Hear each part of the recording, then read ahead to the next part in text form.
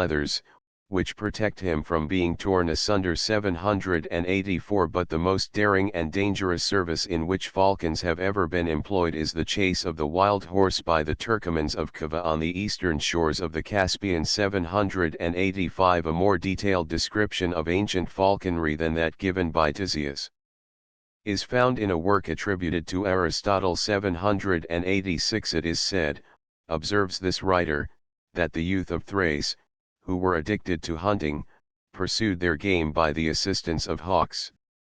On arriving upon the ground, the falcon, which had evidently been trained for the purpose, obeyed the calls of the sportsmen and chased the birds into the thickets, where they were knocked down with hunting poles and taken. Even when the falcons themselves captured the game, they brought it to the hunters, who as in modern times gave them, as a reward, some portion of the animal. In their fowling they made use of great cruelty. Pigeons and turtle doves were commonly blinded, to be used as decoys, and in this condition would sometimes live 8 years. 787 Partridges were employed for the same purpose in a different manner. The male bird having been tamed was put out in the neighborhood of a covey, upon which the boldest of the wild birds came forward to fight him, and was secured with the net. The challenge was usually accepted by every male bird in the covey until one after another they were all taken. When the female was employed she drew them successively to the nets by her call. 788 The first that is deluded is generally the principal cock in the covey, which the others collecting together seek to drive away. To elude their pursuit the leader sometimes drew near the decoy in silence, that he might not have to contend with the other males. Not unfrequently they would descend and allow themselves at such times to be caught on the roofs of the houses. 789 The Greeks established at Alexandria had, according to Athenaeus, who was a native of Egypt, a kind of chase peculiar to themselves, viz. that of the horned owl. The sophist of Naucratis has indeed been suspected of confounding the tau with the tau, that is, the owl with the bustard. 790 But it having been in his power to examine what he relates, I shall lay his account before the reader, who will judge for himself. This bird, it is said, is found in great numbers in the desert near Alexandria, though I myself saw none there, and is as much given to mimicry as a monkey. Above all things he is ambitious of imitating man, and, as far as possible, will do whatever he sees done by the fowler. Aware of his propensity in this way, these gentlemen, when desirous of taking an owl, carried along with them into the desert a thick tenacious glue, with which on coming within eyeshot of the otos they affected to anoint their eyes. Then laying down the glue pot on the sand they retreated to some hollow for concealment. Upon this the owl, having watchfully observed their movements, approached, and covering his eyes with the treacherous ointment was blinded and taken. Another mode of catching this bird also prevailed. It having been discovered that he was as partial as the Bedouin Arab to the company of a horse, the fowlers covered themselves with horses' skins, and in this disguise approaching the flock were enabled to catch as many as they pleased. A third method of taking the otos was one which exposed the unfortunate bird to the ridicule of the comic poets. The fowlers setting out upon the chase in pairs, separated at coming in sight of the game. One of the two then stepped out in front of the game and commenced a jig, upon which the thoughtless mimic immediately did the same, beating exact time with his feet, and keeping his eye fixed upon his wily teacher. While the merry victim was thus engaged, capering, springing, and pirouetting like a feathered talione, the other bird-catcher approached from behind and seized him by the neck. The same story is related by other writers of the scops or mocking owl, in imitation of whose movements, the ancients had a celebrated dance. 791 Quails in certain seasons of the year frequent Greece in vast numbers, as they do Egypt and southern Italy. 792 It has been supposed that the island of Delos received the name of Ortygia from the quails, Rho tau upsilon gamma epsilon, which alighted on it in great numbers during their migration towards the north. They were likewise plentiful in Phoenicia 793, where they sacrificed them to Heracles. Numerous contrivances were resorted to for catching this bird. During pairing time it was taken as follows: mirrors were set up in the fields with snares in front of them, and the quail running towards the imaginary bird was there entrapped. Clearchas of Soli describes a curious mode of capturing jackdaws. In places frequented by those birds they used, he says, to lay broad vessels filled to the brim with oil. Presently the jackdaws, curious and prying in their temper, would alight on the edges, and, being vastly pleased with the reflection of their own beauty, would chuckle over it and clap their wings, till becoming saturated with oil the feathers stuck together and they could no longer fly. 679 In the early ages of the world, hunting we are assured led to the establishment of monarchy by accustoming youth whose brains were in their sinews to pay implicit obedience to their leaders in the chase. Bocard, Geographic Sac. TIP 258. 680 Iliad, Lambda 547. 681 Hom. Him Inventor. 160 SEQ 682. Paus. I-27. 9 683. Iliad, Loda 547. SQQ. 684 Theocrit. XXV 211. SQQ. 685 Paus. I-27. 9 SQQ. 686 Iliad, Row 520. SEQ Feeth. Antique Hom. 4C2. 2. 687 Otis. Loda 155. SEQ 688. Otis. Loda 465. SEQ 689. Herod. I-43. 690 IL. Row 657. Cf. Aristo. Histori Annum 9. 31 Oppian Synaget. 4131. SQQ. 691 History of Greece, I-16. 692 Herod. 7125. SEQ 693. Conan, Dig. 4 AP Fod. 131 Ruddig. Proleg. Ad Democrat Olinth. P3. 694 Orad. 21 TIP 501. Risk. 695 Otis. Row 316. SEQ 696. ID Tau 436. SEQ 697. ID Row 310. 698 Iliad Psi 173. SEQ 699. Deep Nazaf. I-22. ET 24. 700 Preep Evang L9. C4. P 408. D 701.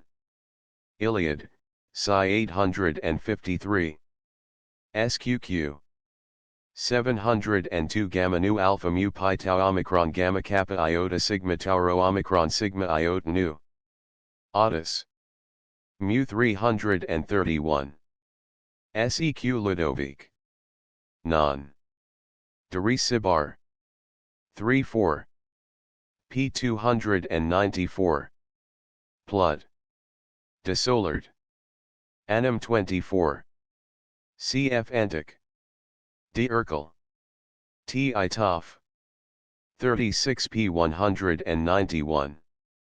From an expression of Augustus, if we can regard it as anything more than a figure of speech, it may be inferred that to increase the luxury of the sport by converting it into a species of gambling, people sometimes fished with golden hooks. Pollyann. Strat. 824. 6703. Iliad, Gamma 487. Seq Justith. Ad Otis. Chi 386. 704 Otis. Chi 386. 705 Iliad, Pi 747. SQQ. 706 CF Pole. Onum. V17. 707 Deleg. 78. P71. SEQ in his republic. Boys were to be permitted when they could do so with safety to proceed to the field of battle, and there to approach sufficiently near the scene as to be able like young hounds to taste, so to speak, of blood. T6. P 367. 708 pinned. Nem. 343. SEQ dissertation Otis. Tau 429. SEQ 709. Descrip. Afric. 710 Aeneid, 9. 605 711. Seneg. 2-1. 712. To form a proper idea of the sporting vocabulary of the Greeks, the reader should consult Julius Polluck's Onomasticon, v9-94. 713 Seneg. 2-1. 714 Pole. v19. 715 CF Grat. Falisk. Seneg. P14. Ways. 716 Zen. Seneg. 2-3. Grat. Falisk. Seneg. P6. Ways. Pollux, v26. 717 Span. OBS Incalim. Him. Indian. 2P122. Pole.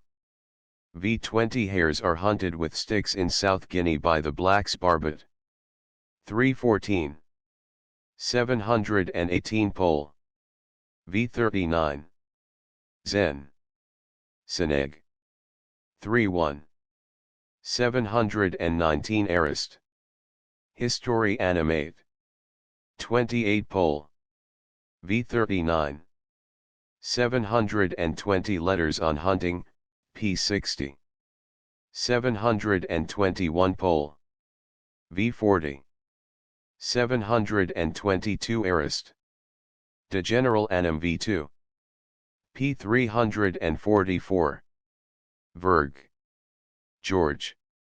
3405. See the enumeration by Gratius, Seneg. P20. SEQ 723. Orion, Devenet. C2. 724 Arist. History Annum 9. 1 Sophomore Ajax, 8. Verg. George.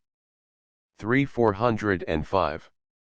Lambda Kappa Alpha Iota Nu Alpha Iota Sigma Kappa Lambda Alpha Kappa Epsilon, Plat. Parmen. T2. P7. Had long noses. Arist. De General Annum V2. 344 725. Ael de Nat Annum 3. 2 Pashley, Travels in Crete, I-33. Hughes, Travels, NCI 489, 501. 726 Arist. History Annum 9. I-727. Arist. History Annum 8. 28, with the observations of Camus, T2. p. 215. Cf. Scalig. De Subtilitate. xp. 383. Ael de Nat Animate. I 728. Ael de Nat Animate. 1 Pol. Onum. v42. Seq 729. See on the subject of scent, sport. Mag January 1840, and compare Essay on Hunting, p1. ETSEQ 730. Cf. Pol. v11. Sigma mu beta omicron lambda alpha nu tau epsilon tau upsilon pi omega mu nu alpha tau gamma.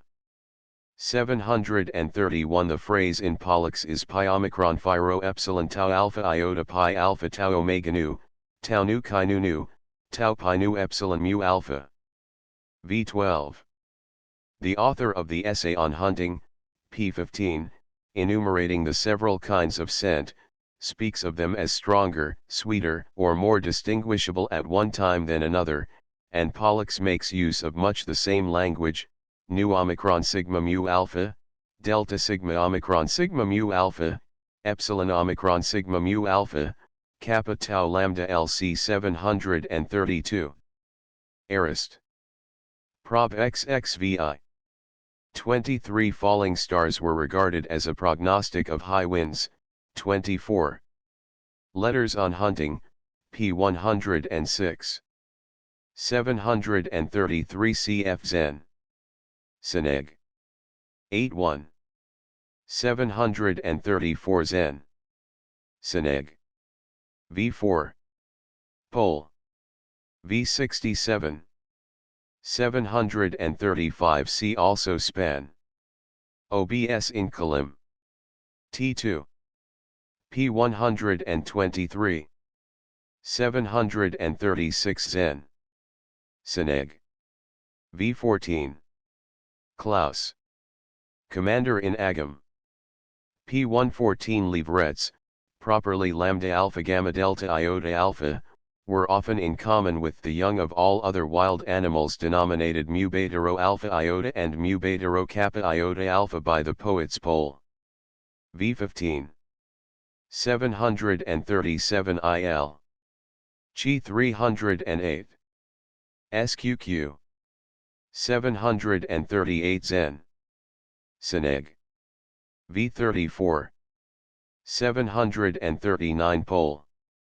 v17. 740 The pleasure experienced on these occasions is thus enthusiastically described by Christopher Ways: what innocent and natural delights are they, when he seeth the day breaking forth, those blushes and roses which poets and writers of romances only paint, but the huntsman truly courts. When he heareth the chirping of small birds perched upon their dewy boughs, when he draws in that fragrancy of the pastures and coolness of the air.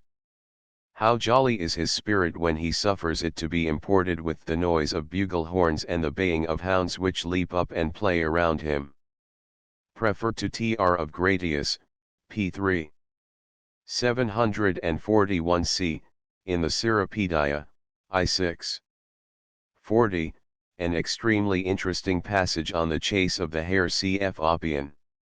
Devenit. 422.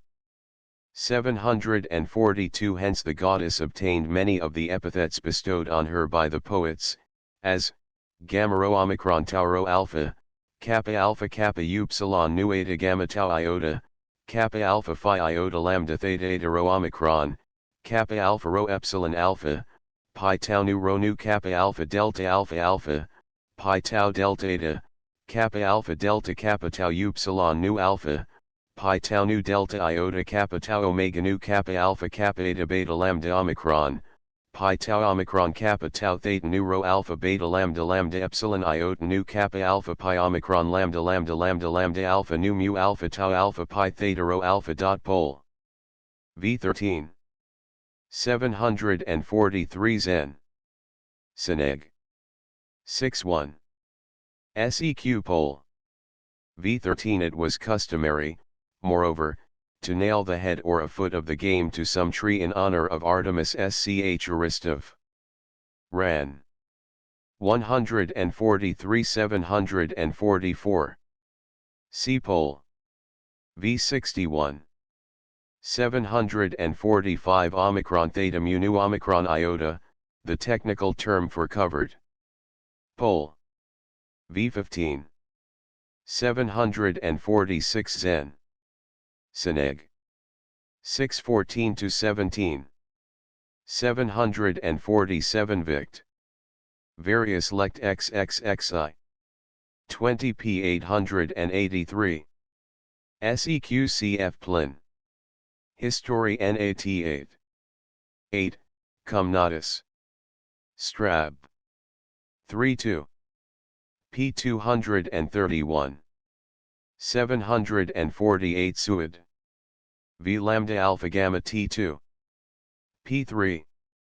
749 This island now abounds in cattle and game, particularly quails and partridges. Dapper, descrip. De Isles de l'Archip. P 173. 750 History of Navig.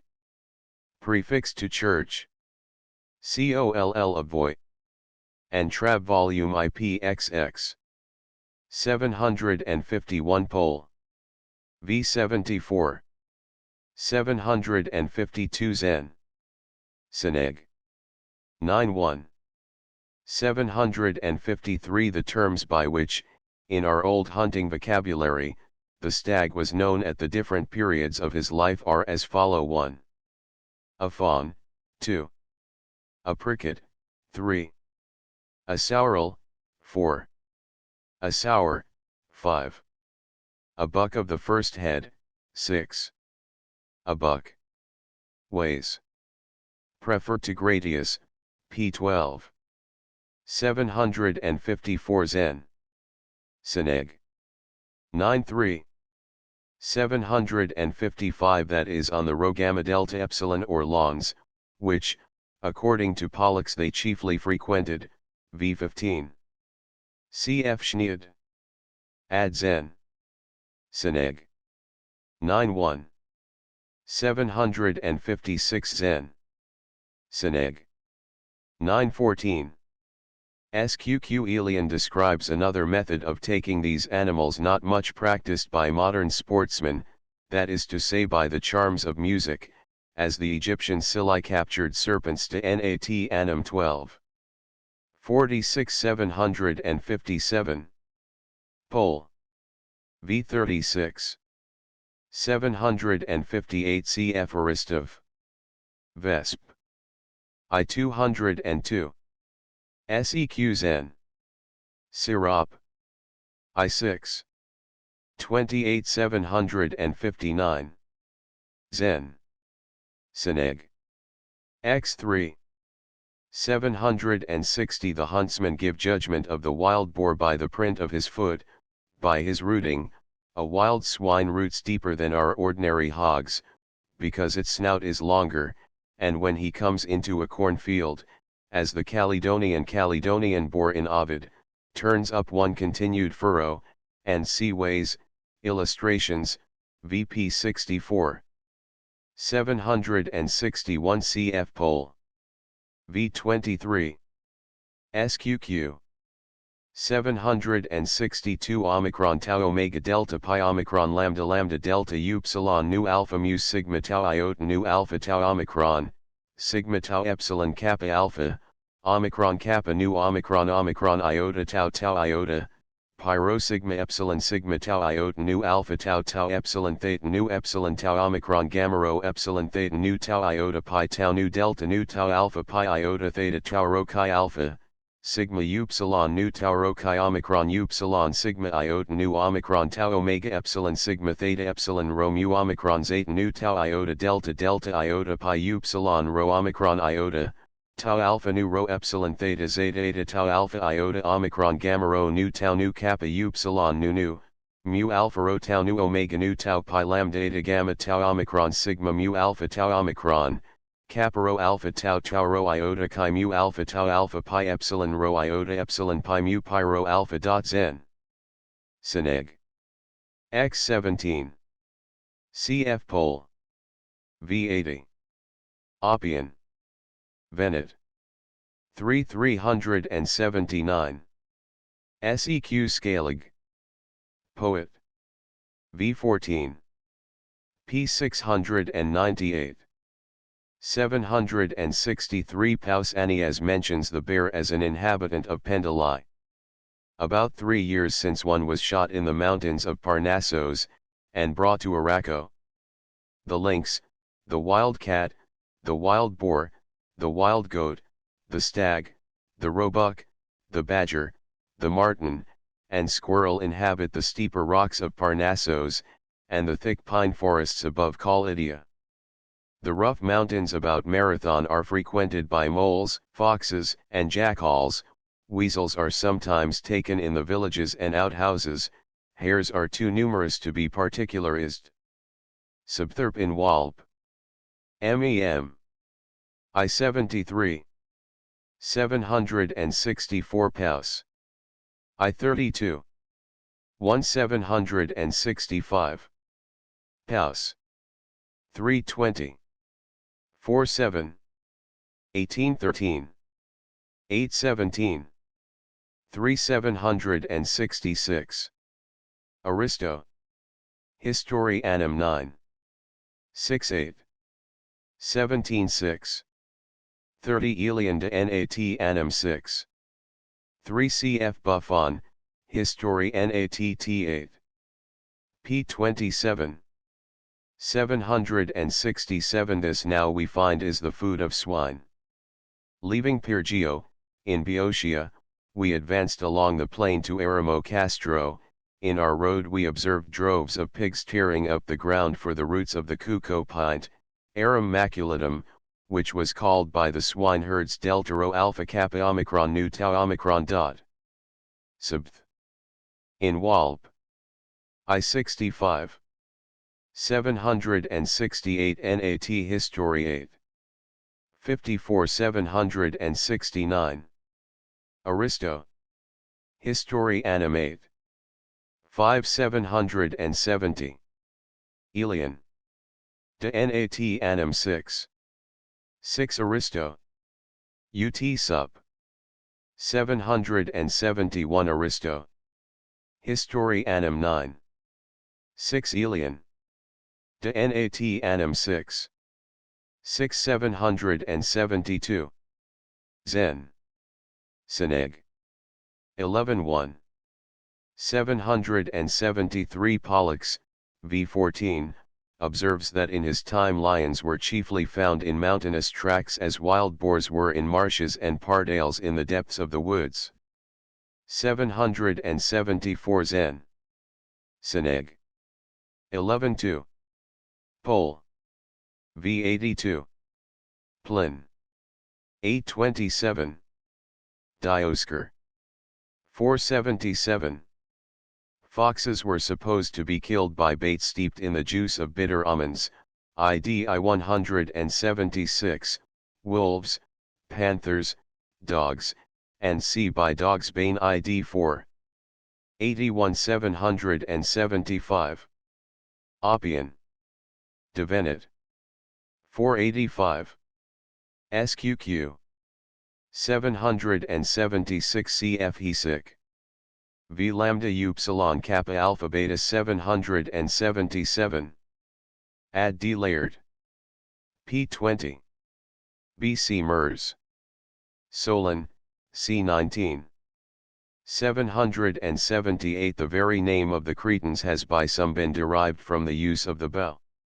Kappa rho tau epsilon, pi alpha rho tau pi kappa rho alpha sigma iota beta iota omicron tau epsilon epsilon iota nu kappa upsilon nu eta gamma epsilon tau iota kappa omicron gamma rho. Etim mag 537. 54. See in Homer a description of the bow of Pandaros where we are told it was made from the horns of a wild goat il. Delta 105. SQQ. 779 Elian. Various History I-10. On the cothurnos which these hunters wore, see Spanheim ad Kalim. Indian. 16p 142. SQQ. Boedig. Les Furies, p. 37. The high half-boot worn by Artemis in the chase is represented in Musg Ramon. pl 18. 780 Athen. 1228. Mers. Crit. p. 177. 781 Athen. 1255. Blood. Alex. 40. See in Waze's Illustrations, p. 68. An account of the Polish royal hunts in which, on a smaller scale, the same practice prevailed. 782 Athen. I-31. 783 AP Elian. De Nat Annum 4. 26 784. Sir John Malcolm's Sketches of Persia. 785 Anthony Jenkinson in Hakluyt, VIP 368. 786 Demerab. Auskult. 128 Beckm. History of Diskov. And Inven. IP 321. 787 Arist. History Annum 9. 8 Zenoff. Sirop. I6. 39 has introduced many particulars respecting fouling. 788 cf Zen. Memorab. 2-1. For their nets were denominated nu epsilon phi lambda alpha iota, shoal. Aristov. AV 194. cf shoal.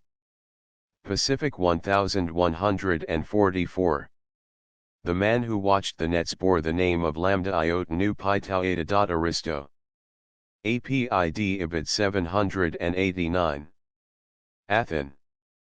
942. 790 Alexand.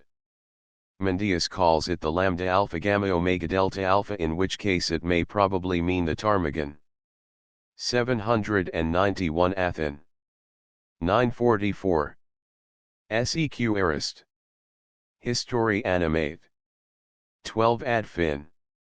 792 They are taken in so great numbers in the island of Capri that they constitute the chief source of revenue to the bishop of that island. 793 Fanotum. L3. APATH 9. 47 Chapter 7. Schools of the Philosophers and Sophists.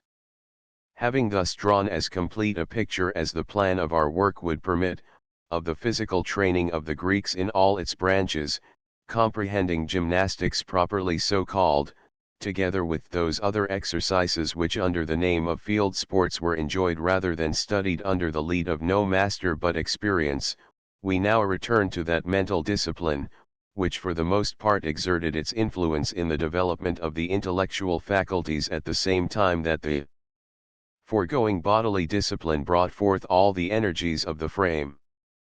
We shall thus have traversed the whole circle of Hellenic education, when we shall have exhibited the youth passing through the schools of the philosophers and sophists into the world. 794 Their mode of teaching differed very materially from ours. It scarcely seemed an object with them to devour large quantities of learning, but going leisurely again and again over the same ground, they appeared to give the lessons they received time to sink like gentle rain into their minds. Some advantage, too, arose from their method of teaching, as far as possible, orally. The master was to them instead of a library. A book has but one set of phrases for all. But the living teacher, if he found his pupils could not rise to his language, could lower it to meet them halfway, could be brief or expansive, or general or minute, as the necessities of the moment required. There was a familiarity, too, in the relation, scarcely compatible with our manners. The youth forgot he was learning, and rather supposed himself to be searching in the company of a friend for truths equally unknown to both. This appears to have been more particularly the case in their moral studies 795, at least in the Socratic schools, where all the pomp of wisdom was laid aside that it might be the more popular.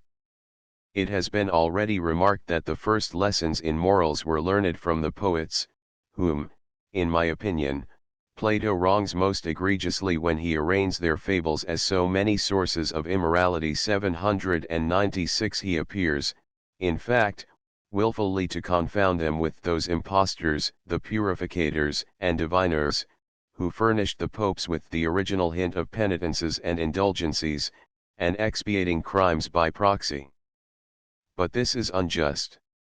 It is visiting the sins of low and sensual versifiers upon the divine heads of bards whom heaven itself had inspired. However this may be, upon the Greeks young and old no teachers exercised so powerful an influence as the poets, who, from Homer down to Callistrato 797, whether in epic or after-dinner song, wielded the empire of their feelings despotically, prompting them to actions pregnant with renown. And the avidity with which their lessons were imbibed, is compared to that of a swarm of bees alighting, pi iota pi tau omicron mu nu omicron iota, 798 on a bed of spring flowers. In fact, what Jason of Pherae said of himself that he was devoured by the love of empire 799 appears to have been true of the Athenian youth, in their irrepressible thirst after knowledge. Such of them, at least, as were epsilon phi epsilon kappa alpha nu omicron, are said to have hungered fiercely after philosophy, and that not for any particular part but for the whole. And Socrates declares that he who while young is fastidious in his studies, rejecting this, disliking that, before mature reason has taught him which is useful and which is not, may consider himself what he pleases, but can never be great in learning or philosophy. To excel in these it is necessary insatiably to covet every kind of instruction, and joyfully to enter on the acquisition of it. He says, indeed, that they resemble sightseers, greedy of every spectacle, or musical people, who are led by the ear wherever fiddling and singing are going forward, except that, with the latter pleasure is the sole motive, with the former an exalted passion for truth. 800 But what truths are the object of philosophy? Those which have regard to the nature and attributes of goodness, from which, as from a fountain, flow all the usefulness and advantages of virtue. Philosophy in Greece comprehended religion, and to be religious was to act justly, benevolently, mercifully towards men, humbly and piously towards God. To live thus, that is, to be virtuous, they considered it necessary to possess a knowledge of the whole theory of ethics, since virtue, in their opinion, is incompatible with ignorance. But man, besides being a moral being, accountable to God, is a political being, accountable to the laws of his country. He has duties also to perform towards that country. To perform these properly he must comprehend the nature of a state, and the relations subsisting between the state and the individuals who compose it, that is, he must be acquainted with the science of politics. Again, in all free states, reasoning and persuasion, not blind will and brute force, are the instruments of government. The citizen must, therefore, be versed in logic and eloquence. 801 That he may think correctly and explain clearly and forcibly to others the convictions which determine his own judgment. We have thus a cycle of Greek studies with the reasons on which they were founded. With regard to their religious education, which commenced in the nursery and was interwoven with every other study, it may be observed that without it no person at Athens could rise to any eminence, or command, even in private life, the respect of his fellow citizens. To be in favor with them a man must be supposed to stand well with the gods. They conceived, in fact, that while conscience remained unstifled, there would be a sense of religion, and that when this went, probity, for the most part, and honor fled along with it. For regarding the deity in the light of a parent, we are all his offspring. Irreligion appeared to them something like a disposition to parricide, a compound of injustice with the basest and most atrocious ingratitude. Arrived at this pitch, a man to compass his ends would scruple at nothing. They, therefore, regarded every symptom of impiety as a blow aimed at the democracy, of which Zeus was king. He who tramples on his country's religion, which is the basis of all its laws, will infallibly, if it be in his power, trample next on those laws themselves, and next on his fellow citizens whom the laws protect. Hence the terror, the vengeance, and, indeed, the cruelty arising out of the mutilation of the Hermi, and the profanation of the mysteries, and the prosecution which followed, of Alcibiades, Andocides, and the rest. An attempt had been made to break down that enclosure of reverential sanctity which surrounded the commonwealth, and commended it to the protection of heaven. They considered the act a formal renouncing of the Almighty, and feared so imperfect were their notions lest the impiety of the few should redound to the detriment of the whole. The remark is common in the mouths 802 of men that the education of the people should be conformable to the spirit of their institutions. But this is a mere truism, and means no more than this, that men should not be enjoined one thing by their laws and political constitution, and another by the habits and maxims taught in youth. The grand difficulty, however, always has been to make them so to harmonious in practice that they should be but two parts of the same system. In monarchies 803 a spirit of exclusion, something like that on which the system of castes is built, must pervade the whole business of education. The nobility must have schools to themselves, or, if wealthy plebeians be suffered to mingle with them, superior honor and consideration must be yielded to the former. The masters must look up to them and to their families, not to the people for preferment and advancement, and the plebeians, though superior in number, must be weak in influence, and be taught to borrow their tone from the privileged students. In an oligarchy, properly so called, there should be no mingling of the classes at all. Schools must be established expressly for the governors, and others for the governed. The basis of education should be the notion that some men were born for rule and others for subjection, that the happiness of individuals depends on uninquiring submission to authority, that their rulers are wise and they unwise, that all they have to do with the laws is to obey them, and all teachers must be made to feel that their admission among the great depends on the faithful advocacy of such notions. In free states, again, the contrary course will best promote the ends of government. The schools must be strictly public, and not merely theoretically but practically open to all. There should be no compulsion to attend them, but ignorance of the things there taught should involve a forfeiture of civil rights as much as being of unsound mind, for in truth, an ignorant man is not of sound mind, any more than one unable to use all his limbs is of sound body. Here the discipline must be very severe. A spirit rigidly puritanical must pervade the studies and preside over the amusements. Every tendency irreligious, immoral, ungentlemanly, as unworthy the dignity of freedom, should be nipped in the bud. The students must be taught to despise all other distinctions but those of virtue and genius, in other words the power to serve the community.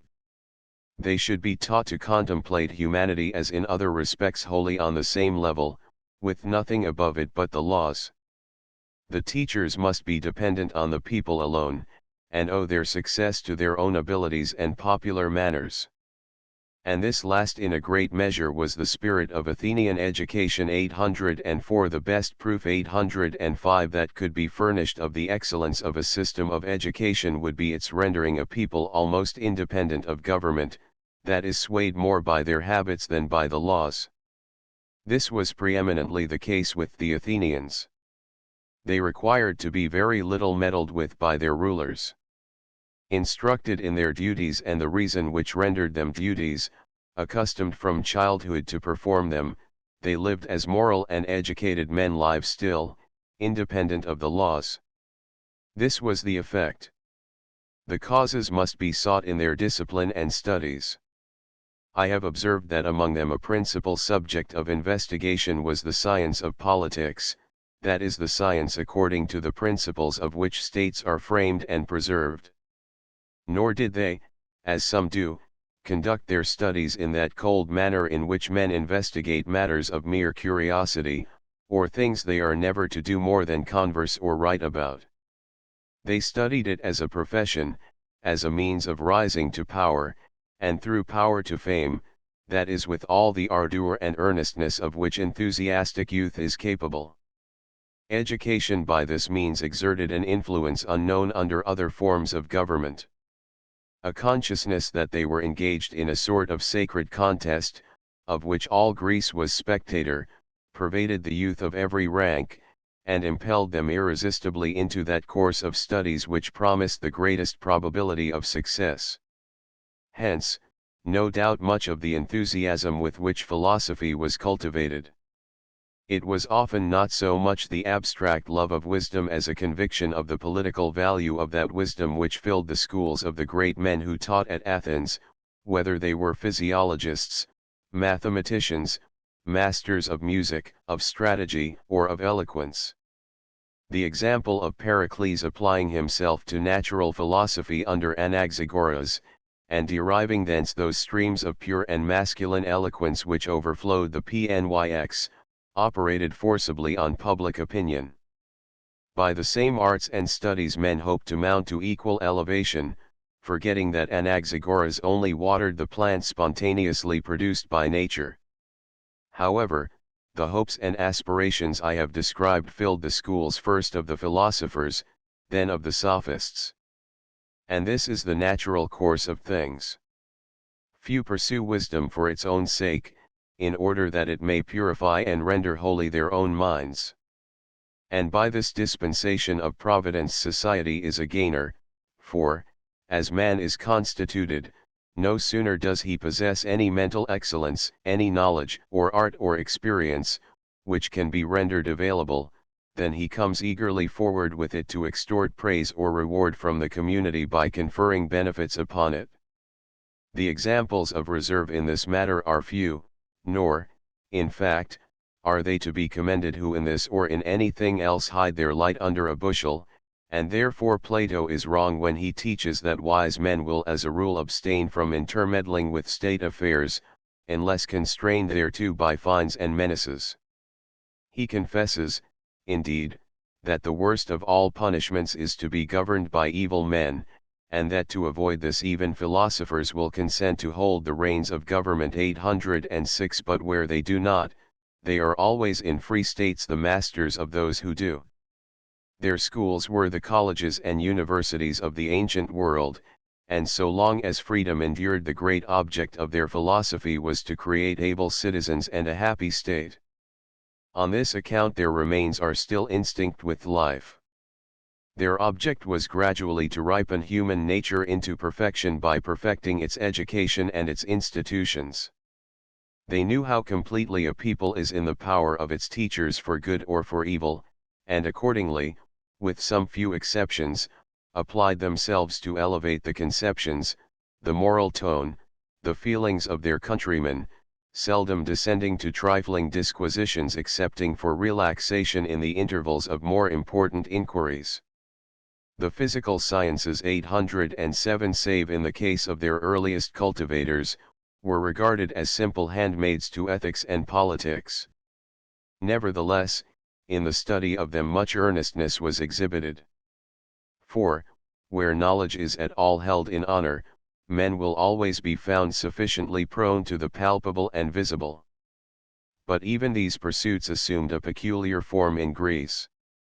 The genius of the nation, essentially creative, developed its force and its peculiar energy in framing systems of physics, explaining the origin of the world, the birth of the human race, its early fortunes and fabulous history. Every great philosopher became, like an intellectual sun, the center of a system of physics, and his disciples like satellites revolved around him, receiving and reflecting his light. This, despite of some inconveniences, was highly favorable to science. It compelled men to the study of the philosophical art of attack and defense. Each school became the reviewers and critics of its rivals, sought out their weak points, studied them profoundly, called up all its acuteness, all its subtlety, both to assault others and defend itself, and thus, whatever became of the system, the professors of it carried, as far as might be towards perfection, their intellectual powers, invested their reasonings with every grace of which they were susceptible, culled from the most recondite arts and hidden resources of style and eloquence. But, while this golden currency was circulating through Greece, enriching its mind and augmenting its chances of independence and happiness, a race of men sprang up, who brought into use a number of ingenious and beautiful counters. I mean the Sophists. 808. The influence of these men in the education of the Greeks has seldom been correctly appreciated. It has been more common to vituperate than to study them. They corrupted, we are told, the mind and manners of youth. But how? No one, as far as I know, has observed that to them is to be traced the extinction of the republican spirit and the opening of a way for despotism. 809. That they created the yearning after innovation I will not affirm, but their epoch constituted a period of transition from republican to monarchical institutions, and the only way in which they can be said to have corrupted the youth was by undermining that love of liberty and of country, the feeling of disinterestedness on which chiefly a commonwealth must be founded, and inculcating in lieu thereof a system of ethics more in conformity with the modifications of civil polity prevalent in modern times. In this way only did they corrupt and undermine the morals of their country. But in so far they effected it, and that the more easily, in that circumstances conspired, about the time they arose, to fling the whole business of teaching into their hands, insomuch that to be a sophist, and to teach youth, grew to be synonymous terms. 810. They were themselves, however, but a corruption of what in its origin was good, and always continued in the opinion of the undiscerning to be confounded with the men they aped. 811. Whether we have sophists among us at the present day, I will not determine, but this is the way they arose in Greece. It was soon discovered by shrewd and calculating men, that since philosophy excited much admiration and rendered its teachers objects of mark and reverence, it might by a little ingenuity be converted into a source of profit. 812. But by what means? The philosophers at the outset were in possession of the popular ear, more through the sanctity of their lives, of which all could judge, than through their doctrines, necessarily comprehended in their fullest extent by few. They despaired, therefore, of the people. There existed, however, in Greece, and will ever exist in free states, young men of immeasurable ambition, who, impatient of the restraint of laws, would gladly cast them off, seize the reins of government, and become the tyrants of their country. The mere conception of such a design implies the possession of wealth and powerful friends. Eager for any help, they enthusiastically welcomed all who seemed capable of promoting their views, and when the sophists appeared, enriched with a variety of knowledge, specious, eloquent, unscrupulous, they eagerly threw themselves into their arms, became their pupils, and in conjunction with them framed the subjugation of Greece. In tracing this class of men to their origin, we must look back a great way, and endeavor to detect them, under a variety of forms, different from that in which they ultimately settled. They arose with the first philosophers, or the first poet who made self the center of his researches, and sought to render the investigation of science a means of personal aggrandizement. Protagoras describes in Plato the rise of his own art, where, though a side blow be wrongfully aimed at poetry itself, the truth of the accusation against a number of poets cannot be denied. He makes good at the very outset what I have asserted above. They traveled, he says, over all Greece, alluring the noblest youths to abandon the company of their friends and fellow citizens, to become their pupils, and be guided wholly by their maxims, the nature of which I shall presently unfold. The feelings they thus excited, he denominates envy and malevolence, though in truth it was nothing more than that patriotic and parental jealousy and hatred experienced by the good when they behold those they love led astray.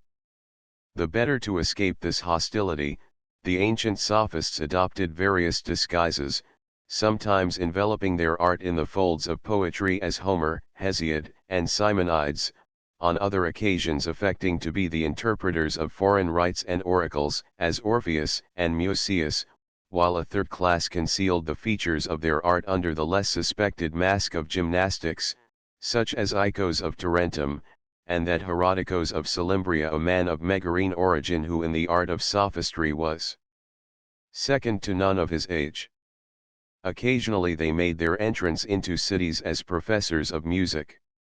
In this capacity Damon conversed with Pericles, and Agathocles, an Athenian by birth, diffused through the state the seeds of sophistry. Pythocleides, too, the Coan, pursued the same course, and thus a youth, while ostensibly engaged in gaining a proficiency on the lyre or cithara, was initiated in the mysteries of tyranny, irreligion, and injustice 813 by degrees. However, it was discovered that all disguise might be very safely laid aside 814, in fact the object at first aimed at to escape. The notice of men in power was found impracticable, and as to the people, against whom all these shafts were directed, it was easy to delude them, since what their leaders recommended they praised. Protagoras, accordingly, boldly professed himself a sophist, trusting for safety to his eloquence, and that growing laxity of manners which was rapidly undermining the old republican constitution and preparing the way for a new order of things. His candour was praiseworthy, but lamentable were the circumstances which rendered it safe. I would not, however, be understood to share the opinions of those, who can discern nothing but evil in the doctrines of the sophists. On many points their notions harmonized altogether with those of the wisest philosophers. Accordingly it was not precisely what they inculcated, but the principles which regulated their teaching, that rendered them sophists. They taught with a view to enrich themselves, which is wholly incompatible with a strict allegiance to truth, since, with such views, men will always be found to prophesy agreeably in order that they may effect their purpose. This circumstance has not been sufficiently considered by the writers who undertake their apology. They compare them with the literary men of modern times, and imagine this comparison a defense. But does it not rather substantiate the accusation? It is true that, like modern literary men, they haunted the houses of the great, whom they regarded as their patrons, that to them, rather than to the people, they looked for support, that, like them, they worshipped wealth and abhorred poverty, that their studies, their discourses, their writings, diffused far and wide through society a taste for arts and elegance, that they furnished the public in their declamations, satires, novels, of which they were the inventors, with inexhaustible sources of amusement. But what virtue did they inculcate? On whom did they urge the necessity of sacrificing private to public good? On what occasion did they dare to stem the torrent of immorality, of impiety, of unpatriotic maxims, which the base and the selfish were pouring forth against the old bulwarks of freedom? That among them there were men of a very high order of genius, it is impossible to deny. Gorgias of Leontium, from whose name we have borrowed an epithet to express whatever is most glorious in nature or dazzling and elaborate in art, Protagoras, Prodicos, Hippias of Elis, Polos of Agrigentum, Thrasymachos of Chalcedon, have left behind them an imperishable memory 815, but so have Bizarus and Phalaris and Catiline. They are remembered for the good they might have done, and the evil they did. Since, however, the Sophists acted so important a part in the education of the Greeks, the space I devote to them is clearly their due, it is necessary to the thorough comprehension of the subject.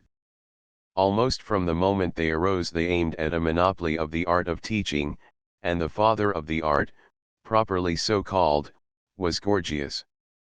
Few names of antiquity, as Gil 816 has well observed, are better known or more celebrated than that of this distinguished sophist, among the causes of whose amazing popularity must be reckoned the number of great men whom he instructed in eloquence, and the splendid vices of style which his example and precept brought into vogue. The exact date of his birth is not known. 817 he is, however, supposed to have been born at Leontium in Sicily, about the 73rd Olympiad. His father's name was Charmance. 818 Nearly all the particulars of his early life are unknown, the ancients having been as much too negligent as we are too lavish of biographical details. Under whom he studied, with whom he conversed, how much he owed to others, and how much to his own genius and industry, are points not easy to be determined, though we cannot adopt the opinion of Aelian, 819 who sends him to school to Philolaus, or of Diogenes Laertius, who will have Empedocles to have been his teacher, since the latter was very little older than himself, and the former much younger. Empedocles is indeed said to have invented the art of rhetoric, in which case we might suppose Gorgias to have been his scholar. But how invented? He may have been the first who sought to reduce it into an art, or who so called it, but as Aristotle observes, every man who reasons persuasively is a rhetorician, whether his eloquence be based on the formal study of the art or not. In philosophy, indeed, he would seem 820 to have been the disciple of Empedocles, but in rhetoric they both very probably derived instruction from Chorix and Tisias, who flourished and taught rhetoric in Sicily about the period of their youth. 821 These, however, are mere conjectures. He would probably have died in obscurity, and been forgotten with the kings who reigned ante-Agamemnona, had not the misfortunes of his country brought him, in old age, to the great workshop of fame. The immediate occasion was this: the people of Leontium, having engaged and been worsted in war by the Syracusans, sent ambassadors to demand succor of the Athenian people, and among these the principal speaker was Gorgias. Practiced in a style of oratory new at Athens, indulging in a profusion of metaphors and other figures bordering on the licenses of poetry, he immediately hurried away captive his hearers, fulfilled the desires of his fellow citizens, and established for himself a reputation. 822 Where all men most desired to possess one. To augment his glory it has not been unusual to enumerate Pericles and Thucydides among those who became his scholars. But this embassy took place in the 5th year of the Peloponnesian War, when Pericles had been dead 2 years. That Thucydides heard him, however, is not at all improbable, since his exile did not take place 823 till the 8th year of the war.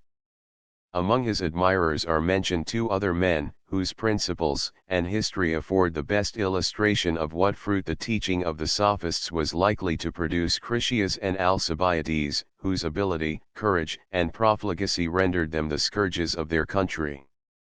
It has been with great probability supposed that, having on his return to Leontium rendered an account of his mission, he quitted Sicily forever, for the purpose of becoming a professor of eloquence in Greece. This is Diodorus's account, but the scholiast on Hermogenes supposes him to have remained at Athens. Whether this was the case or not, he soon considered one city, however great or celebrated, to confine a theatre for the display of his merit. He, therefore, adopted the profession of an itinerant lecturer, with the double view of gratifying his vanity and filling his purse. And he thoroughly understood the art of dazzling mankind, for, not supposing it enough to unfold before his auditors his magazines of tropes and figures, stored up, like theatrical thunder and lightning, to be introduced at the proper moment, he had recourse to other dramatic arts for producing effect, appearing in magnificent attire, flowing purple robes, embroidered sandals, his fingers sparkling with gold and gems. But though the oldest of the Sophists, he was not the first who adopted this course. Protagoras, and perhaps others, had previously commenced their peregrinations, and begun to practice on the credulity and weakness of the multitude. Among the Athenians they were paid chiefly with praise, the solid pudding was to be sought elsewhere. And accordingly we find, as Plato sarcastically expresses it, that upon the advent of the Sophists, the Thessalians, usually celebrated for their full purses and fine horses 824 grew all at once remarkable for their love of wisdom, that is, paid the Sophists handsomely, in the hope of thus enticing knowledge to remain among them. In fact they supposed that wisdom is like a candle and lantern, by which you may have light, or a saint's shirt, by wearing which you infallibly become holy, or the lamp of Epictetus, which a rich man bought at 3,000 drachmas, in the hope that it would light him into the very adida of philosophy. However this may be, it is very certain that the Thessalians became the patrons of the Sophists, who disposed in that country of more wisdom and eloquence than in any other part of Greece, and the principal purchasers of it were of the rich family of the Eleuadi, the earliest Maecenases, I believe, on record. But the Sophists, to their credit be it acknowledged, were no misers. What they easily gained they spent freely, and not merely so, but in many instances converted the effects of their personal vanity into public ornaments of the whole country.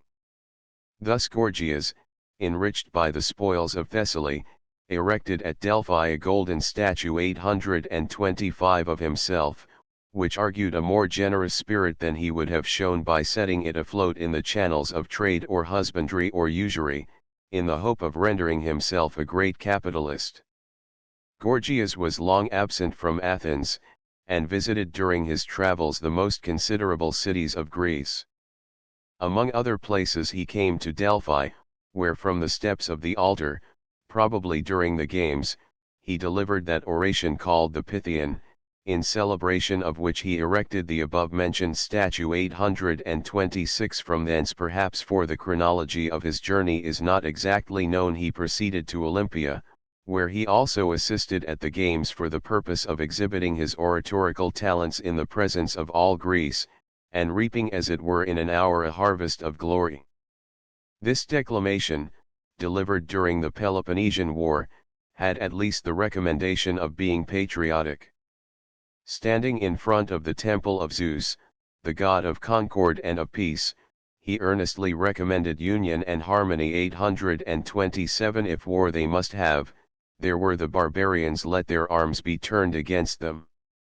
With what success he spoke, history has informed us, but the satirists of antiquity, ever naturally addicted to scandal, are careful to remark that this great advocate of concord and unanimity kept up a civil war in his own house, where the charms of some beautiful cheek theta epsilon rho alpha pi alpha iota nu delta iota omicron nu 828 excited the jealousy of Madame.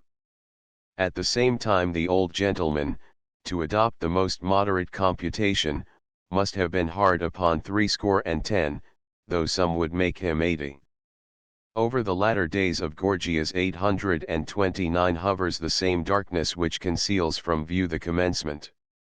It is known with no degree of certainty where he spent the close of his long life or where he died, though as no account exists of his return to Sicily, it probably was in Greece. Next to Gorgias in reputation was Protagoras, whose history is still less known. In the opinion of some writers he was the oldest of the Sophists. Though the date of his birth be later than that of Gorgias, he preceded him in the profession of the art. He was certainly, I think, born much earlier than is supposed either by Clinton or by Giel, who take him to have been almost exactly of Socrates' age, that is to have come into the world about 479 BC. But in this opinion I cannot concur. It is in direct contradiction with a passage in Plato 830 who, however careless in matters of chronology, would, I am persuaded, never push his negligence so far as to make one man say to another, born in the same year with himself, that he was old enough to be his father. To me, therefore, it appears necessary that we throw back 10 or 12 years the date of his birth. He was 10 years, it is admitted, older than Democritus. The latter, who had made considerable progress in philosophy when he saw Protagoras in the capacity of a wood-carrier and undertook to initiate him in his system, could hardly have been less than 7 or 8 and 20, so that the former was little short of 40. He exercised the profession of sophist during 40 years, and died about 406 BC. He must therefore have been born about 484 to 485 BC 831, but I cannot here pursue the history of the Sophists, which no further belongs to my work than as it is connected with the subject of education. On their writings, however, and manner of teaching it is necessary that I should be more explicit. Whether Gorgias first published or Protagoras is of little moment. Both evidently wrote with the same aim, which was to confound truth and error, right and wrong, not perhaps through any enmity to truth or to virtue, but from the sheer vanity of being thought capable of anything, and the desire of converting their talents to account. One distinguishing quality of the class was fertility. They piqued themselves on being able to pour forth volume after volume, treatise after treatise, speech after speech. This, indeed, it was that constituted their principal claim to superiority over the philosophers, a painstaking race, among whom the period of intellectual gestation was longer than that of the elephant, whereas your true sophist, without meditation, study, or experience, astonished his admirers by the copiousness of his invention, by imagery, gorgeous and glittering, generally stolen from the poets, and by a piquant air of profoundness and originality, which the art of seeming to doubt all that other men believe never fails to confer. Besides, comprehending enough of human nature to know that whoever amuses is listened to, whatever atrocities he may utter, they were careful to invest their doctrine with a light and graceful exterior. No man ever excelled them at a joke. They in fact managed matters so that in their hands everything became a joke, and to overthrow an antagonist demanded nothing more than to be able to raise a laugh at his expense, for, all the world over, in the opinion of the vulgar, whoever is ridiculous is wrong. From calculation, they eschewed the uphill task of correcting error, or advancing truth, or reforming manners. To upbraid men for their faults and counsel amendment, is to incur their enmity. Reformers, prophets, apostles of truth have always been persecuted, often put to death. The Sophists felt no ambition to be martyrs. Poverty, too, and obscurity, spare diet, a coarse mantle, and the solitude in which the poor great man walks the world, they could not away with. To their happiness crowds of admirers, opulence, costly robes 832 and all the refinements of luxury formed a sine qua non, and accordingly in the choice of their doctrines they were guided by one consideration only, viz. How they might amuse mankind, and reap all the advantages of popularity. The eloquence which statesmen employed to recommend their measures, the Sophists applied to fictitious uses, imagining themselves in impossible circumstances, reversing times, confounding manners, and attacking or defending men long since dead. In all such cases the interest would chiefly depend on the novelty or ingenuity of the thoughts and the subtle artifices of style. Hence the extravagance, the coldness, the perversion of imagery, the distortion and monkey tricks of language, for which their manner of compositions became remarkable. The false position they took up led, in philosophy, to results equally disastrous. To aim at truth, would have been to throw themselves into the wake of the philosophers, to share, without worldly compensation, their dangers, labors, and comparative insignificance. They struck out, therefore, a new course for themselves. Taking philosophy as it was, they undertook to dispute on all and every part of it, to show that for a skillful dialectician there was no proposition that might not with nearly equal facility be attacked or defended, that by means of syllogisms or enthymemes, artfully arranged, darkness may be proved to be light, and light darkness, that between lying and speaking the truth there is no difference, that in fact both veracity and falsehood are nonentities, all our notions being mere arbitrary fictions, and that to beat your dog and to beat your father is the same thing. Of this novel and ingenious style of argumentation 833, in which Hudibras was an adept, we are furnished with abundant examples by Plato, more especially in the Euthydemus, where two old fellows, with arguments longer than their beards, luxuriate in the felicitous inventions by which, like another Circe, they are enabled to transform their heroes into hogs and bulldogs. In humorous extravagance the dialogue scarcely falls short of an Aristophanic comedy or a Christmas pantomime. Socrates 834 plays the clown, Ctesippus the harlequin, and the blows dealt upon the magicians in the course of the piece, are such as, were they fully comprehended, would set all Drury Lane or Covent Garden in a roar. But the length of the scenes prevents their transplantation into my pages, and the abridgment of a joke is a very dull thing. Let us, however, hear by what logic they proved Socrates to have been a second man without a navel. Answer me, cried Dionysodorus. Well then, replied Socrates, I answer that Iolaus was the nephew of Heracles, and, as far as I can see, no nephew of mine.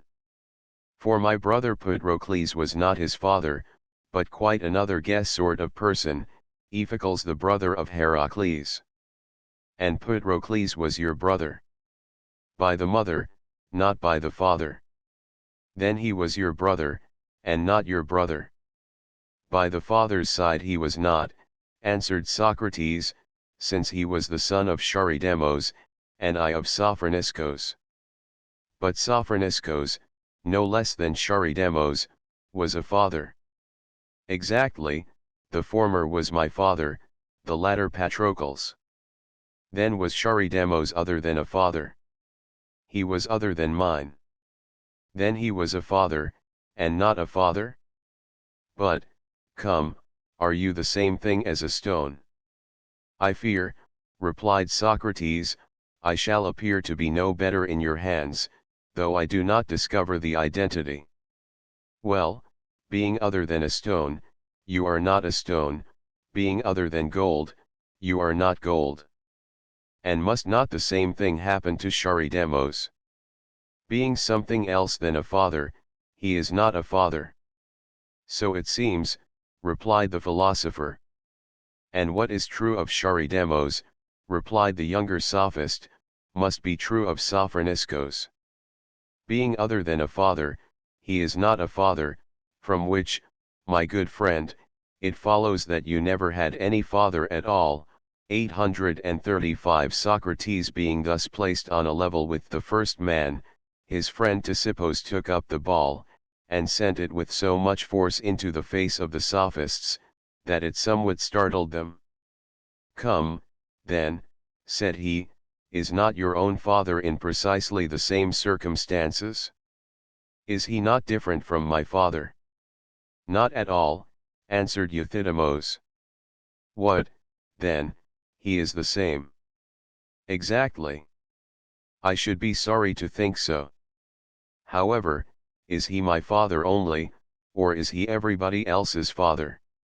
Everybody's, of course, for can you imagine him to be a father, and not a father? I should have thought so, answered Ctesippus. What, that gold is not gold, and that a man is not a man?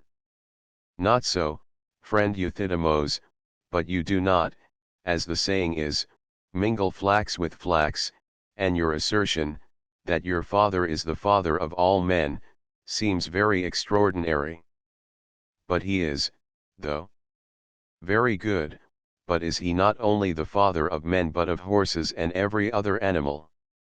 Of everything. And your mother, in like manner, is the mother of all things. Certainly. Then she is the mother of the sea hedgehog. And so is yours. And you are the full brother of gudgeons, cubs, and sucking pigs. So are you. And your father is a dog. And yours, too. It was now evident they were in anger, and accordingly Dionysodorus interposed, and observed jocularly, provided you will answer me, Ctesippos, I undertake to make you confess that your father is just what my brother has said. So, tell me, have you a dog? I have, and a snappish cur he is, too. And has he young ones? Aye, and they are more snappish than himself. Well, now, is not the dog their father? No doubt. And the dog is yours? Certainly. It follows then, if he be a father and yours, that he must be your father, so that his cubs are your brothers. Before the young man could reply to this compliment, the sophist proceeded, answer me, Ctesippos, a little longer. Do you ever beat that dog?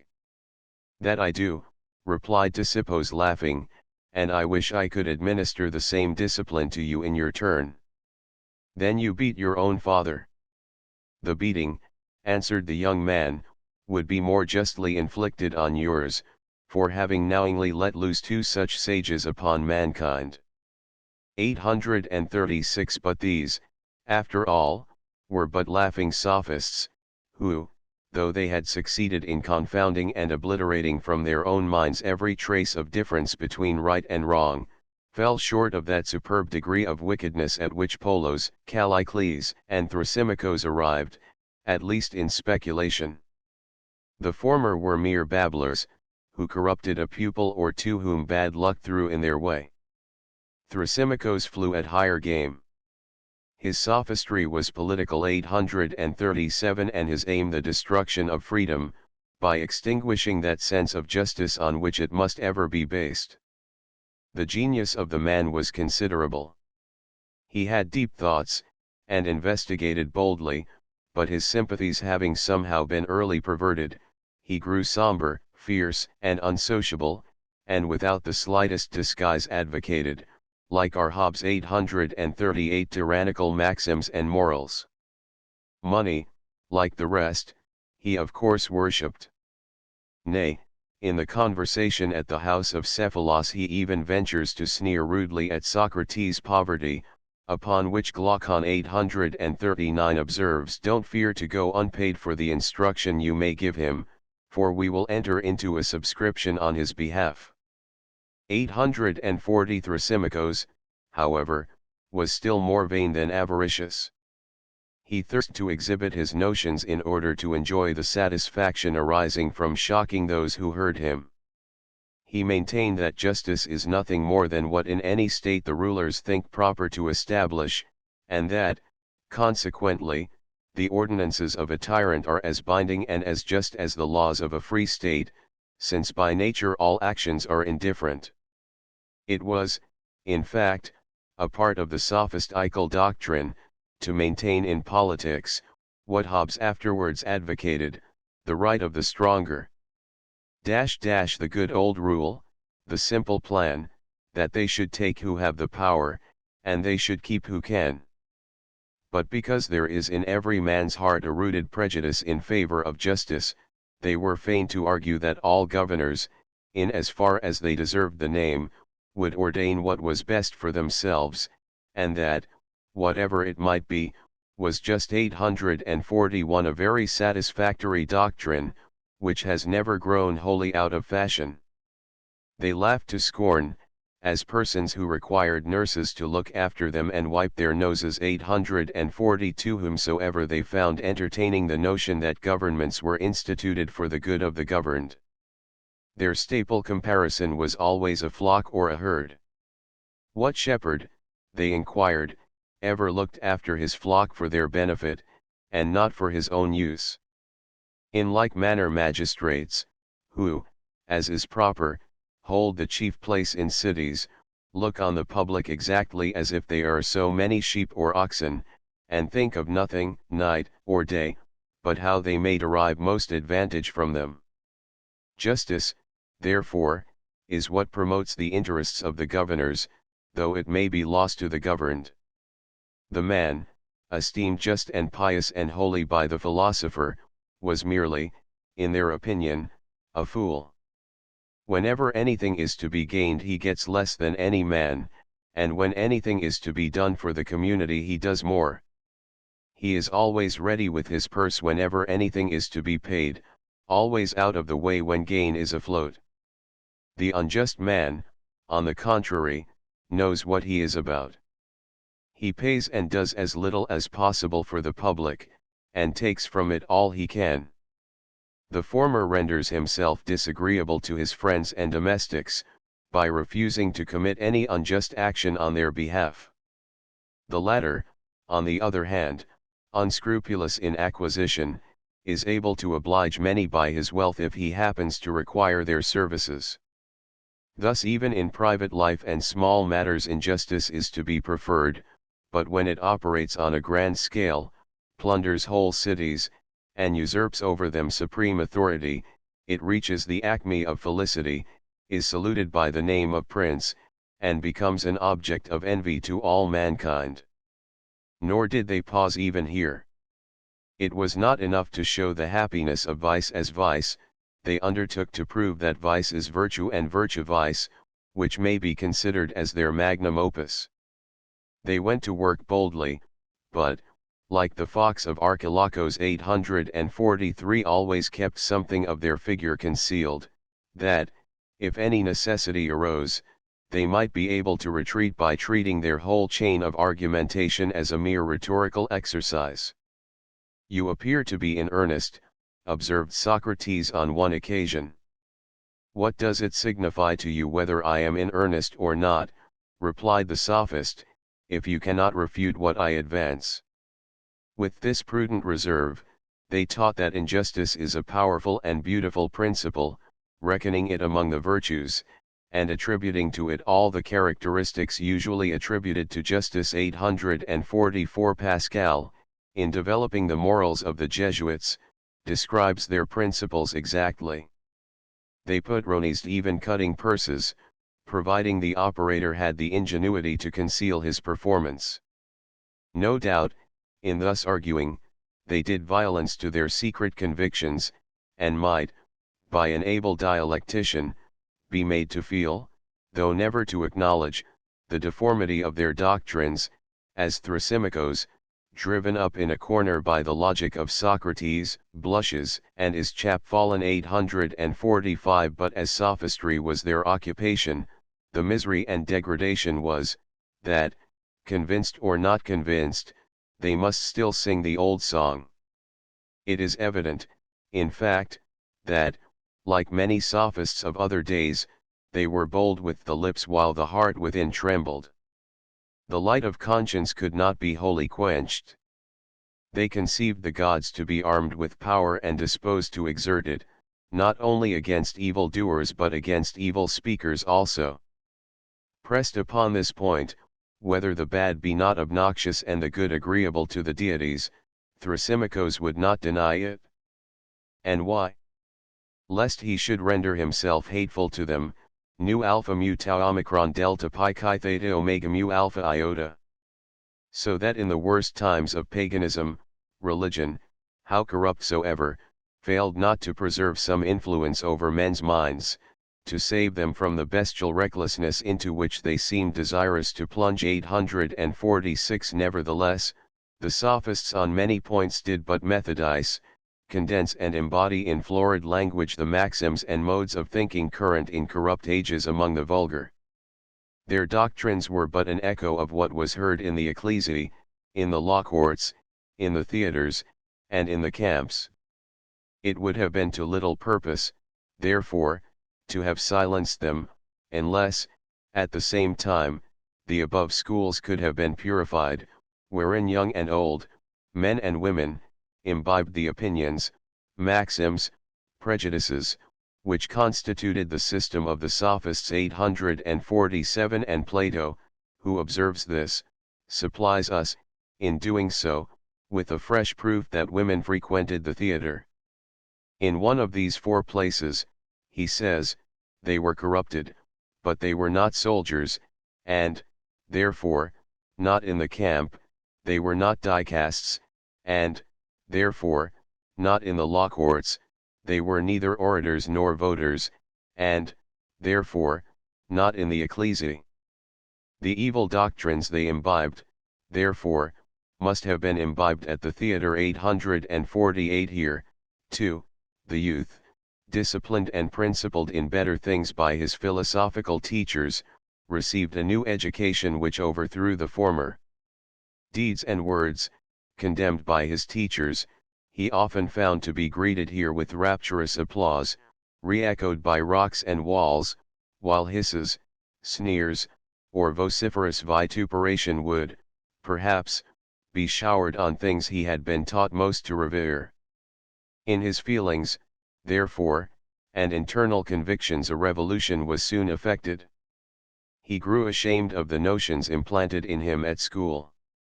Every lingering sentiment of honor seemed to him an unfortunate prejudice despised by men of the world, and he hastened to shift his notions as a clown does his dress to prepare for admittance into fashionable company. The Sophists, skilled in the study of mankind, soon discovered, that to please and ultimately to rule the ignorant, it was necessary to humor their failings, and, in appearance at least, to adopt their opinions. In a commonwealth, governed by wholesome principles, great men obtain influence, not by resembling the majority but by differing from them. They are popular by the authority of their virtues. They are reverenced with the reverence due to a father from his child, who confides in him from long experience in his love and implicit faith in his honor, and will submit to be rebuked and chastised, and determined by him in his actions from the conviction that his superior wisdom and probity and affection entitle him to rule. But the Sophists, and their political disciples, despaired of thus governing the people. In their manners there was none of the dignity, in their minds none of the wisdom, in their resolutions none of that inflexible firmness arising from consciousness of right, which neither threats nor clamour can subdue. They regarded the populace as a huge beast, whose ways and temper they must study, whose passions and desires they must know how to raise and how to satisfy, by what arts they might safely enter his den, stroke his terrible paws, or mount, if they thought proper, on his back and direct his irresistible might against their enemies. And this they esteemed as wisdom, and upon those who excelled in it they bestowed the name of statesmen and philosophers. 849 Among the arts by which this influence was acquired were flattery and boasting. By the former they disposed people to listen, by the latter they sought to justify them for listening, by dwelling on the wonders they could perform. If they might be believed, they could convert fools into wise men, which philosophers regarded in the light of a miracle. This disposition tau theta rho alpha sigma kappa alpha tau tau alpha mu nu, 850 as Basilius expresses it, is admirably painted by Plato in the character of Thrasymachos. And the contrast afforded by Socrates makes good, as Muretus observes, the wise remark of Thucydides tau iota mu alpha mu nu theta rho sigma omicron, phi rho nu eta sigma iota delta kappa nu omicron nu phi rho epsilon iota. Such, however, as they were, the reputation of the Sophists spread far and wide. Even among the barbarians of Asia a desire was felt to have the ear tickled by their eloquence, as we may gather from the letter of Amycrates, an Indian king, to Antiochus, requesting him to ship off for India as soon as possible, some boiled wine, dried figs, and a sophist, observing that he would very willingly pay the price of him. But Antiochus, either loath to part with so useful a servant of the monarchy, or out of pity for the Indians, whom he suspected to be already sufficiently tormented, replied, that as for boiled wine and figs he might be supplied to his heart's content, but that with respect to sophists the law prohibited their exportation. 851 He had all the while, however, without knowing it, abundant specimens of the race in his own realms, where the Brahmins have, time out of mind, cultivated and thriven by the same arts, and maintain the same opinions, as conferred celebrity on the followers of Gorgias and Protagoras. Their practices, indeed, as well as those of the yogis, are in India modified by the state of society and public opinion. The wonder which among the Greeks was excited by the advocacy of monstrous doctrines, on the banks of the Ganges, arises out of physical pranks. The Greek sophist tortured his mind, the Indian tortures his body for the edification of the public, but the result is the same. The practitioners thus contrive to subsist in idleness on the earnings of the industrious and credulous. 794 CFM Ant Muret. Orid. 7p70. SQQ. 795 VID. Ant Muret. Orid. 443. SQQ. 796 Plat. De Republic 2. TIP 112. SQQ. Stalb. CF Hardian, Dissart. Sur l'Eloquence, 3.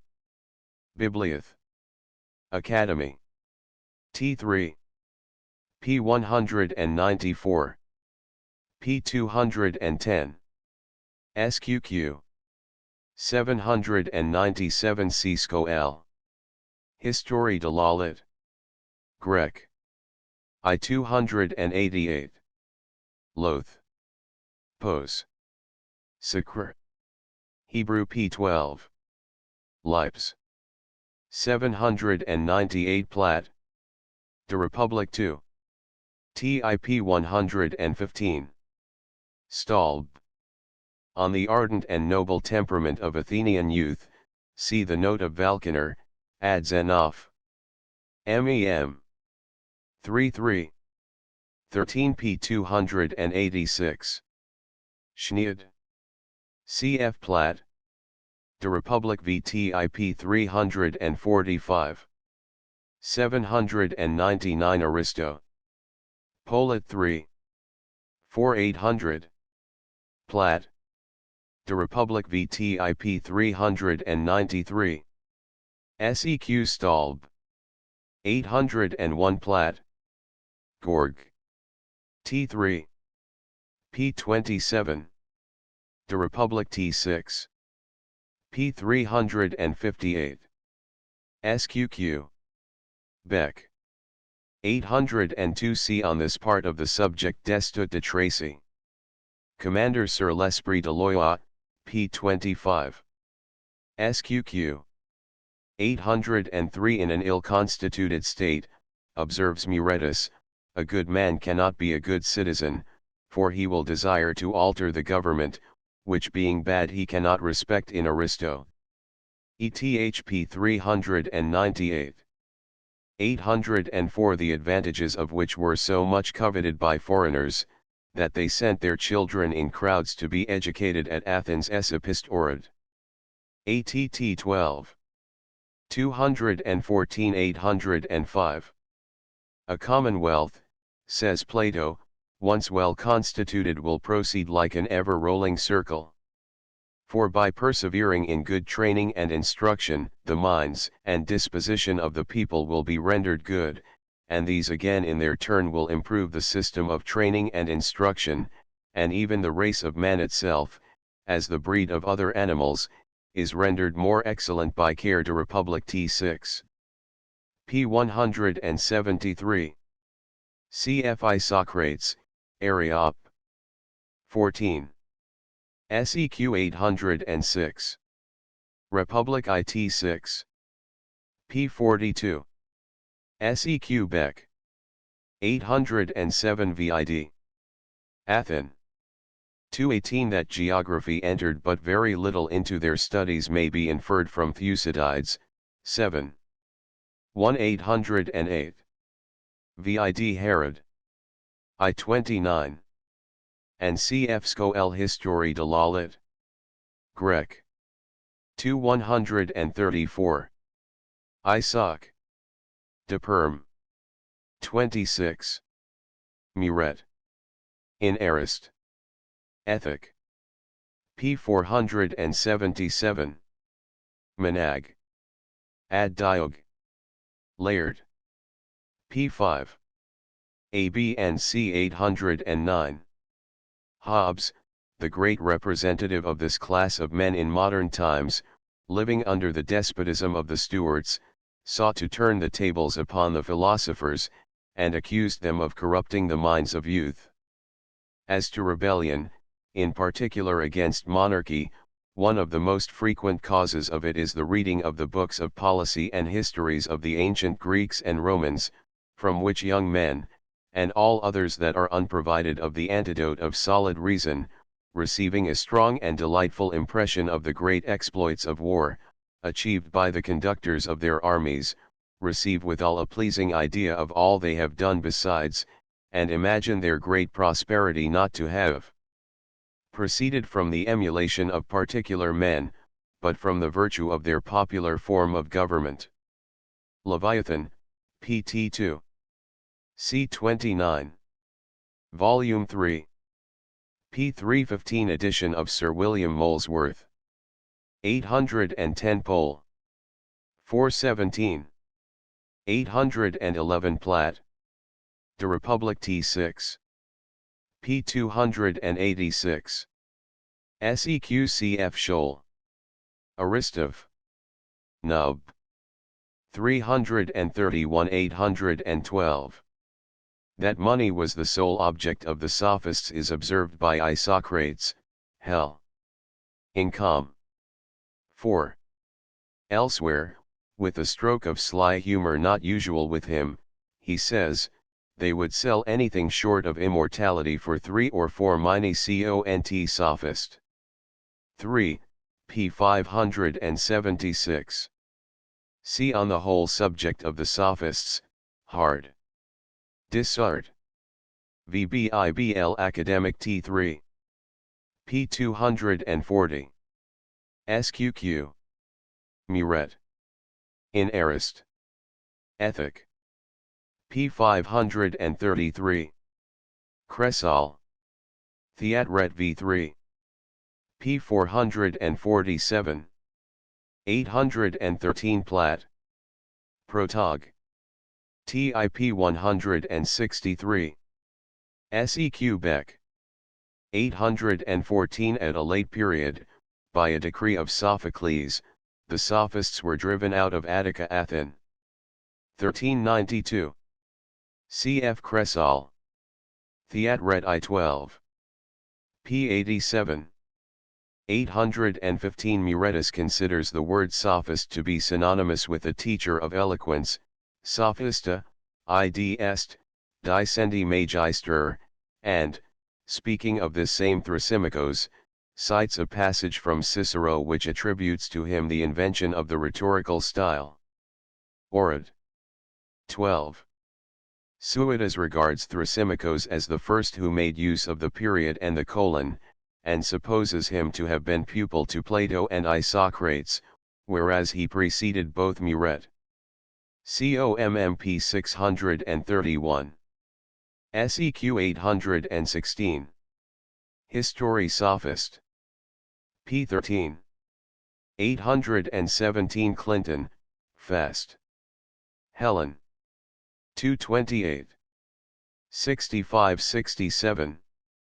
Giel, History Sophist p. 14, assumes the 70th Olympiad as the date of his birth, but as it seems to result from the text of Pausanias that he was still living in 380 BC, this would extend the duration of his life beyond that assigned to it by any ancient writer. 818 of whom, as Muretus, COMMP 631 SEQ, observes, No mention occurs save in Plato de Republic I2. Typ 8. Stalb. 819 Various History I-23. Diog. Laird. 858 Mr. Clinton, however, adopts the opinion of Diogenes, Fest. Hell. 2365, and, to render it probable, supposes Empedocles to have been a few years older than his pupil. 820 Platt. Men. p. 14. G. 821. Cic Brute. 12. Giel, History Sophist. p. 15. Seq Sext. Emperor. p. 306. Seq 822. Diod. Secul. 1253. 823 I cannot, therefore, see the reason of Giel's doubt. History Sophist. p. 18. Cf. Clint. Fest. Helen.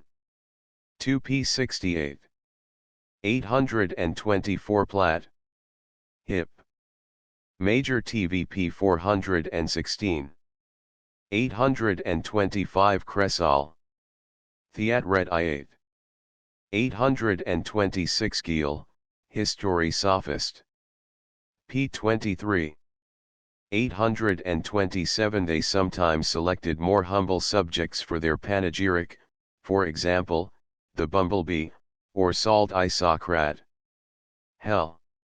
Income. 4. p. 461. Plutarch, 2, speaks of a learned work on salt, which he considered very edifying. Simpo. 5. A French author of the same class devoted 20 years of his life to a treatise on the nightingale. Another member of this confraternity is celebrated by Rousseau on Dit Chuan Alamanda Fait un livre sur un zeste de citron, Jn Aureus Fait un sur chaque gramin de presse, sur chaque mousse de bois, sur chaque lichen qui tapisse les rochers, enfin, Jen voulait laisser un poil d'herbe, pas un atome végétal qui en fut amplement décrit. Reveries, t3. p. 106. On the verbal trifling of the sophists see Muret. In Aristo. Ethic. p. 79. By L. E. Conti, in his commentary on the Anabasis, Gorgias is transformed into a prudent and experienced officer, because Proxenos is said to have studied under him. Tip 246. 828 Plut. Conj Precept. 43. Whom Giel follows. History Sophist. p. 25. But Isocrates, who had been himself a hearer of Gorgias in Thessaly, cic. Orad. 22, relates that he was never married, and had no children to permit. 26. 10 Another tradition however speaks of his son Philip as having been condemned by the Heliasts shoal. Aristov. AV 1700. 829 C. Athen. 1271. 830 Addressing Socrates, among many others, he says in one place, lambda lambda pi tau epsilon rho omicron nu mu nu, pi rho epsilon sigma beta tau epsilon rho omicron nu epsilon omega tau rho omicron iota, mu theta omicron nu lambda gamma omega nu pi iota delta epsilon xi omega. Kappa tau lambda protog. I 170. But this is nothing to what he elsewhere says, omicron delta epsilon nu tau omicron upsilon omicron pi nu tau omega nu mu nu kappa alpha theta lambda iota kappa alpha nu pi alpha tau rho epsilon 8 nu. Idp 165, which without extreme absurdity a man could not say to a person exactly of his own age. Minors. Histoire des Arts et des Sciences, 3 258, evidently refers to this passage, as does also Hardian. Dissart. 7 Bib Academic 3. 295 Yet it must have wholly escaped Geel, who, History Sophist p. 71, says, Deend nesimus quomodo officiator e Platonus Protagora, sophistam adjustum nominis multu majorum fuis Socrate. 831 Diog. Laird. 955. Observes that, according to some writers, he died, at the age of 90, during a journey. Geel, p. 81. It is sufficiently remarkable that most of the sophists attain to a very great old age, and the same thing may be said generally of the philosophers of antiquity. Lord Bacon undertakes to account for the fact. Having given the palm of long life to hermits and anchorites, he says, next unto this is a life led in good letters, such as was that of philosophers, rhetoricians, grammarians. This life is also led in leisure, and in those thoughts which, seeing they are severed from the affairs of the world, bite not, but rather delight through their vanity and impertinency. They live also at their pleasure, spending their time in such things as like them best, and for the most part in the company of young men, which is ever the most cheerful. History of Life and Death, p. 24. 832 Harold de Seychelles, who, had he lived, would have excelled Boswell in biography, describes with singular felicity the passion of that arch sophist, Buffon, for the splendours of dress. Even among the peasants of Montbar, a race of primitive simplicity, the French hippias would never appear but in an embroidered suit, curled and decorated as if at court. He had nicely calculated the effect of external appearances on the mind, and we must forgive him, since he shared the weakness with Lord Bacon and Aristotle. See Voyage à Montbar, p. 42, seq. 833. Another example may be found in Athens. 354. 834 Socrates has been confounded with the sophists, because he frequented their company to refute them, but there was between them the same difference, as between a thief-taker and a thief. 835 Platt. OPP 3. 444, SEQ 836. Platt. OPP T3. P245 The amusing manner of teaching introduced by these sophists was sometimes imitated by the philosophers. Thus Theophrastus, who, before proceeding to his school, used to anoint himself with oil and perform his exercises, had recourse to extraordinary drollery for the purpose of charming his pupils, adapting all his gestures and movements to his discourses, so that when describing the manners and character of a glutton, he used, like a comic actor, to thrust out his tongue and lick his lips. Athens. I 38. 837 Cf. Democrat Lacrit. 10. Sch Aristov. Nub. 113 838. The modern Thrasymachos is as frank in his hatred of philosophers as the ancient. He compares their enthusiasm in favor of freedom to the virus imparted by the bite of a mad dog, imagining that nothing is so sedulously to be guarded against as liberty. He would, if possible, have the study of ancient statesmen and historians prohibited, or at least that care should be taken to counteract their maxims by the teaching of discreet sophists. I cannot imagine, he says, how anything can be more prejudicial to a monarchy than the allowing of such books to be publicly read, without present applying such correctives of discreet masters, as are fit to take away their venom, which venom I will not doubt to compare to the biting of a mad dog, which is a disease the physicians call hydrophobia, or fear of water. For, as he that is so bitten has a continual torment of thirst, and yet abhorreth water, and is in such an estate, as if the poison endeavored to convert him into a dog, so, when a monarchy is once bitten to the quick, by those democratical writers, that continually snarl at that estate, it wanteth nothing more than a strong monarch, which, Nevertheless, out of a certain tyrannophobia or fear of being strongly governed, when they have him, they abhor. Leviathan, pt 2. c. 29. 315.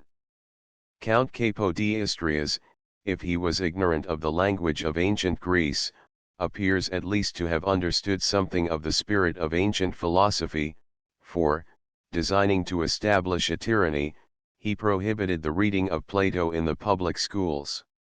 He may possibly have learned his maxims of government from Hobbes, as well as that the master of the academy deserved his hatred. Thirsk. État. Act. De Logres, 2. 121 839. Platt. Republic I-11. TIP 41. Stalb. 840 Rho Alpha Nu Omicron CF Simpo. T4. P 379. Beck.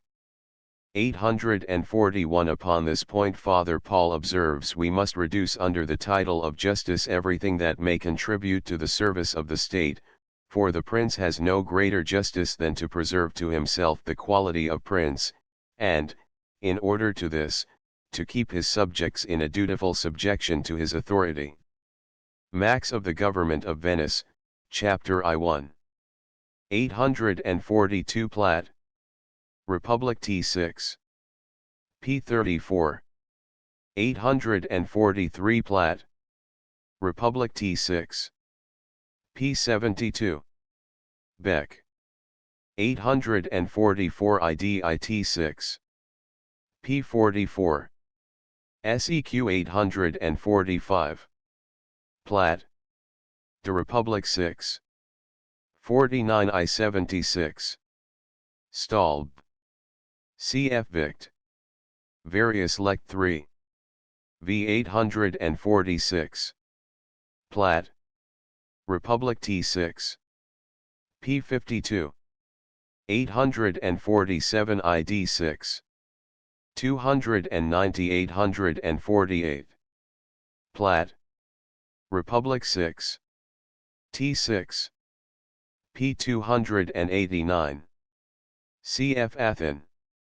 254. 849. Platt. De Republic 6. 293 850. Platt.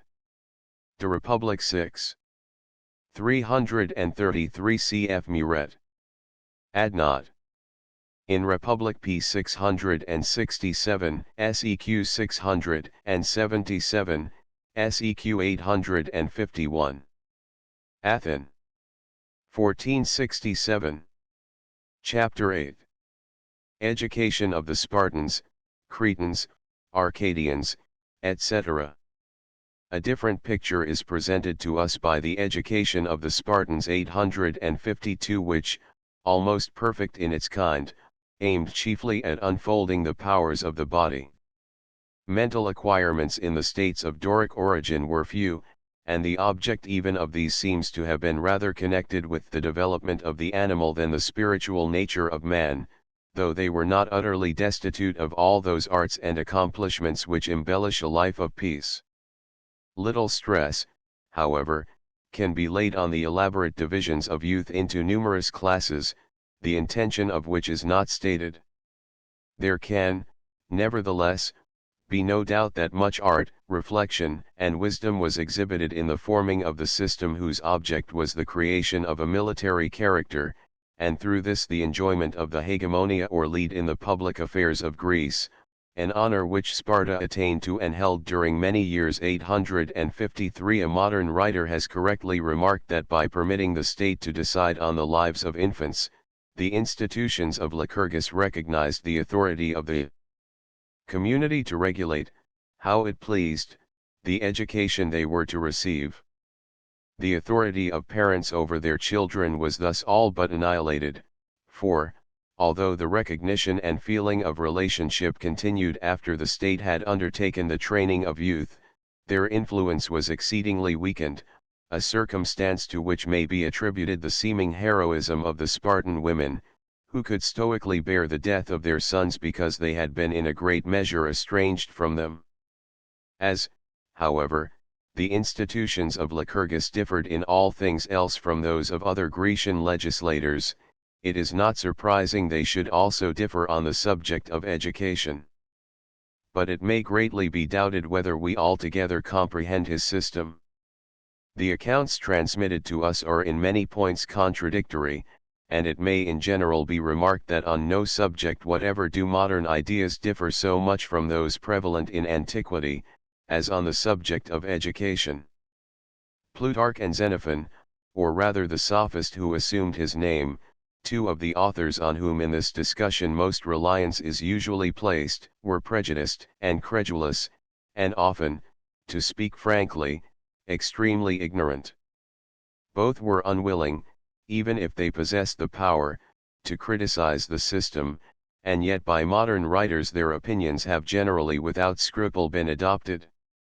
Xenophon himself, as well as the sophist who here apes him, was in predilections a Spartan, and as strongly disposed to satirize and underrate the institutions of his own country as to exaggerate the merits of the Laconian. Even were the trifling essay on the Lacedaemonian Republic proved to be his, we should yet lay little stress upon its testimony, unless when corroborated by the evidence of other and better writers. Elsewhere in Greece, observes the author of this tract 854, whoever he was persons, the most solicitous respecting the education of their children, placed over them at the first dawn of intellectual development, pedagogues, who at the outset undertook their instruction, and afterwards conducted them to the schools where letters, music, and gymnastics were taught. In this respect, however, as a modern writer has shown, the institutions of Sparta were in no degree superior, since helots were there the instructors of young children, and, on this account, he rejects the story of Plutarch 855 that they were compelled to intoxicate themselves, to exhibit to the youths a practical proof of the deformity of drunkenness. 856 It was contrary, he says, to common sense. But as common sense had very little to do with any part of the system, this is a poor argument, and will not weigh against positive testimony. Another evil which the pseudo-Xenophon discovers in the common Hellenic plan of training 857 was that lads were indulged with the use of shoes, and rendered effeminate by frequent changes of clean linen, while their appetite, generally keen in boyhood 858, was suffered to be the measure of what they ate. Lycurgus, he remarks, managed all these things differently. Instead of remaining under the superintendence of their parents, and frequenting what schools and masters they might judge proper, boys at Sparta passed under a sort of camp discipline regulated by the laws and intrusted to the guardianship of a particular magistrate, whom they denominated a epidenomus. This part of the system Xenophon 859 prefers to the Athenian practice of entrusting youth to the care of servile pedagogues. The epidenomus, however, resembled in many respects the Athenian gymnasiarch, and, so far as I can perceive, possessed no superiority over him, except that his authority extended beyond school hours. He was, indeed, a kind of despot, vested with the power to call the boys together when he pleased, and inflict chastisement, at his own discretion, on any whom he detected exhibiting the least symptom of effeminacy. To enable him to carry his resolutions instantly into effect, he marched about the town like an executioner, attended by men having whips, who at his nod seized the boy delinquent and subjected him at once to the torture. Thus possessing the power of enforcing obedience, a great show at least of reverence attended him. The privilege of sharing the paternal cares of the epidenomus was not rigidly confined to the sons of Spartans. Pi omicron lambda iota tau iota kappa omicron pi alpha delta epsilon, 860 The Mothases also, Spartans of half-blood, and even strangers might share it. Who the Mothases were it is extremely difficult to determine. Some contend that they were slaves brought up in the family 861, but Athenaeus, and Philurcos whom he quotes, state most distinctly that they were free, lambda epsilon theta epsilon rho omicron iota mu nu epsilon sigma. In order to remove the unfavorable impression made on mankind by the accounts transmitted to us of Spartan slavery, it has been pretended that they, as well as the Neodamodes, were helots. Of the Neodamodes, however, the very author on whom reliance is placed asserts the contrary. They were originally slaves indeed, he says, but different from the helots, tau rho omicron upsilon nu tau alpha tau nu epsilon lambda tau omega nu. With respect to the Mothaces 862, notwithstanding the testimony of Hesychus and other grammarians, it seems clear that they were the sons of free though poor Laconians, who, desirous of obtaining for them the rights of Spartans, sent them to be the companions of such youthful citizens as would consent to receive them. It is moreover added that the youth, according to their means, chose one, two, or more of these companions, which shows that although the right of controlling the studies of its children was vested in the state, the expenses, in whole or in part, devolved upon the parents. The Mothaces, or moth ones as they are sometimes called, were identical with the sigma nu tau rho omicron phi omicron iota 863, but the tau rho phi iota mu omicron iota were such youthful strangers, for example, the sons of Xenophon 864 and Phocion, as, by submitting to the severities of Spartan discipline, acquired the freedom of the city, the privilege of aspiring to political distinction, and, according to some writers, even a share of the land. This, if true, would render credible the statement of the philosopher Teles 865, who affirms that even helots, by the means above described, could rise to the rank of Spartans, while they who in this point disobeyed the laws, were they even the children of kings, sank to the condition of helots, and of course forfeited their estates, otherwise there would have been no land to bestow on the military neophytes. Three of the most remarkable men in Spartan story, Lysander, Gilopos, and Callicratidas, were Mothaces, whose fathers were obscure. 866. It will be seen that we have here the original of that system of education sketched by Xenophon in his Persian Utopia, and designed to recommend monarchy to his countrymen, as that of Sir Thomas More was framed for the contrary purpose.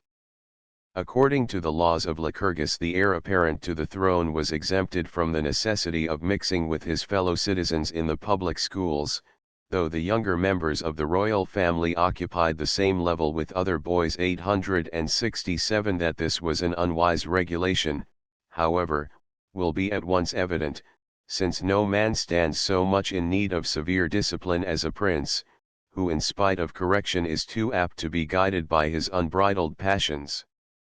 Fact, too, bears out this view, for two of the noblest sovereigns of Sparta, Leonidas and Agesilaus, had been subjected, while boys 868, to the correction of their teachers.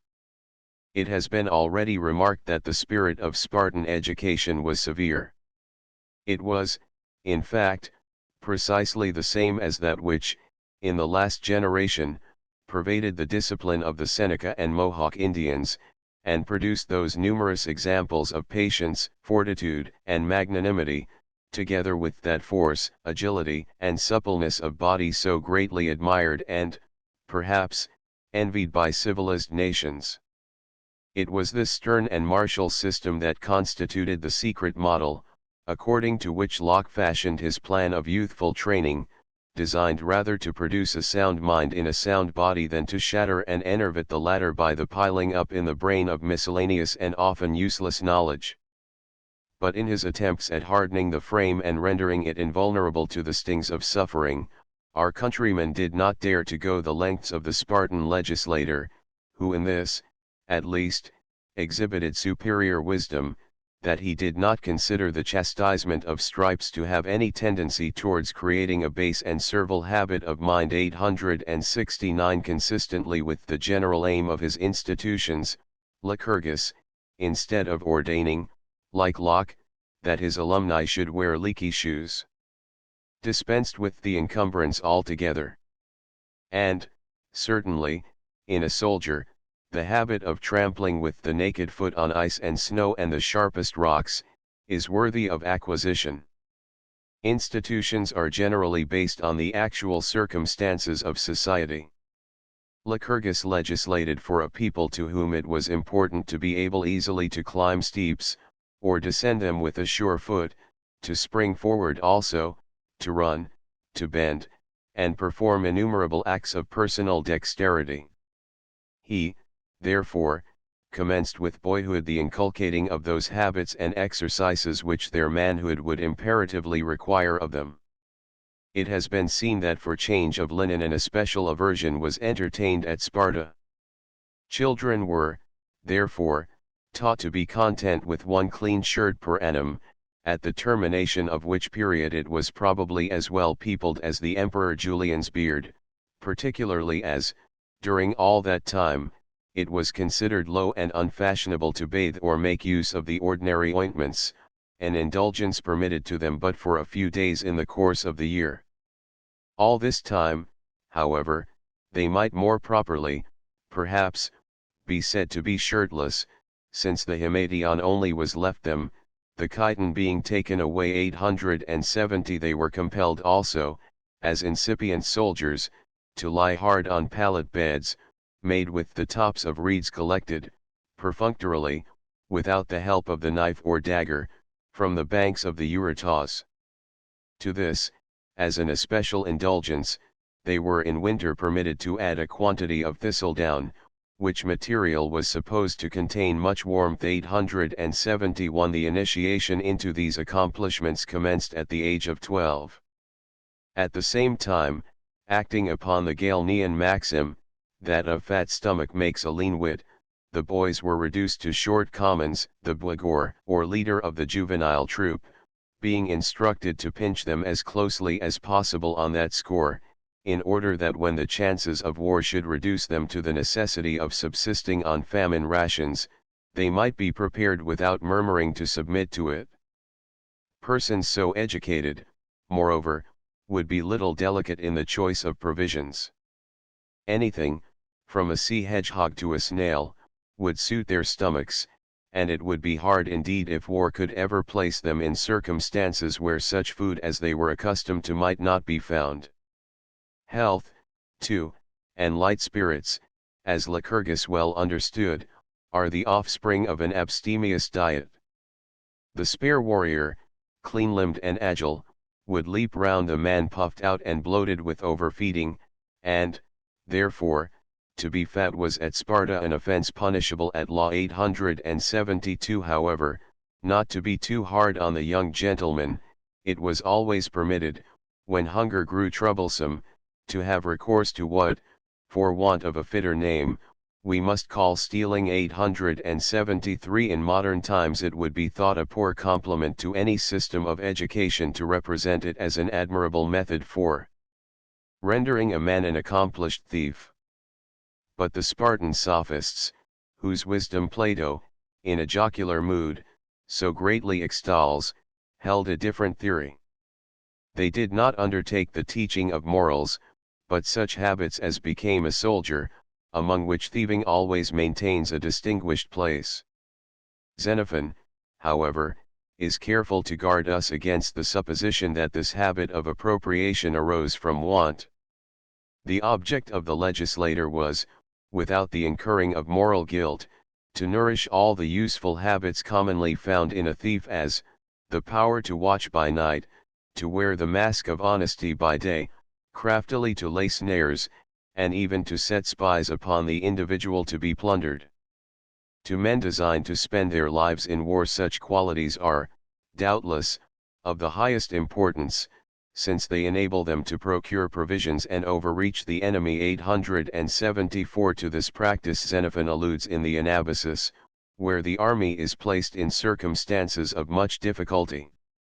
I understand, he says to Chrysippus, that among you Lacedaemonians the habit of stealing is carefully cultivated from childhood, and that, so far from being disgraceful, it is considered a necessary accomplishment, so long as you keep within the bounds prescribed by law. When detected, however, it is equally lawful to be scourged. 875 Were they scourged, then, for stealing? Not at all, but simply for being caught, and Xenophon is right in remarking, that, in all human arts, they who unskillfully perform what they undertake are punished, and so should a bungling thief. 876 The passage immediately following is mutilated or inextricably corrupt. 877 But, from an attentive examination, it would appear that the boys detected on these occasions were selected to be flogged. 878 During the festival of Artemis Orthia, or Orthosia, whose altar was thus annually smeared with human blood. This impartial superstition extended its empire over all ranks and conditions of men, servile or free, from the beggar to the prince, for here, we are told, Helots had sometimes the honor to be scourged in company perhaps with a scion of the Eurypontid or Agid kings. At Alia, in Arcadia, women, by the command of an oracle, were subjected to the same discipline. Here, says Pausanias 879 During the festival of Dionysus women, by command of an oracle, were flogged like the youth of Sparta at the altar of Artemis Orthia. The above ordinance of Lycurgus led in the next instance to the hibernation of the youth upon the mountains. 880 To inure them still further to hardships, and, practically to teach them the art of providing for themselves, they were sent forth with a roving commission to prowl about the highlands and less frequented parts of Laconia, armed for self-protection, and that they might be able to bring down their game. At first, perhaps, they confined themselves within the limits prescribed by law. But almost of necessity they would become involved in quarrels with the Helots, by plundering whose farms and villages they chiefly subsisted. The Helots would sometimes resist and sometimes resent their incursions. Ill blood would be engendered. Hot and fiery youths, abandoned to their own guidance, would easily discover excuses for cruelty and revenge.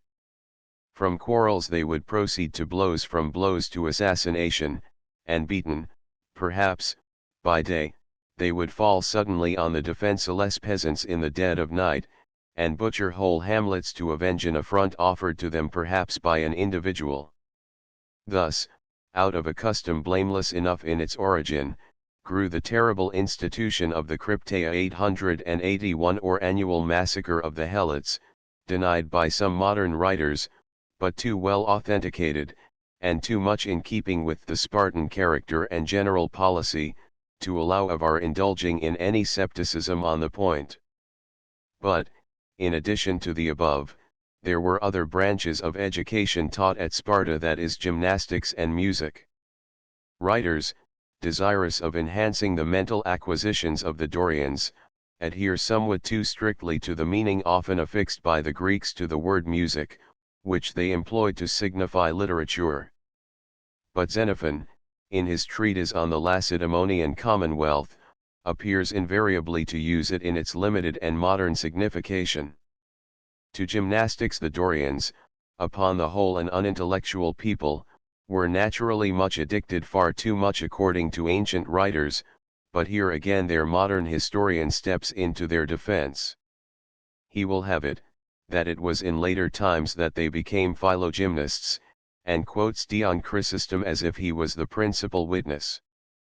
Plato, to be sure, is referred to as a parasitical authority, and so is Aristotle. 882 But then the latter only says, that their constant violent exercises rendered them brutal, in which the historian appears to discover no harm.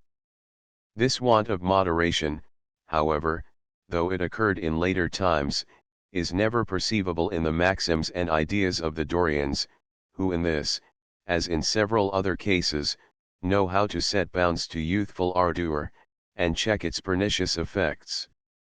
883 This, it appears to me, is the language of an apologist. If they had such knowledge, how culpable must they have been not to check it in the matter of the Crypteia?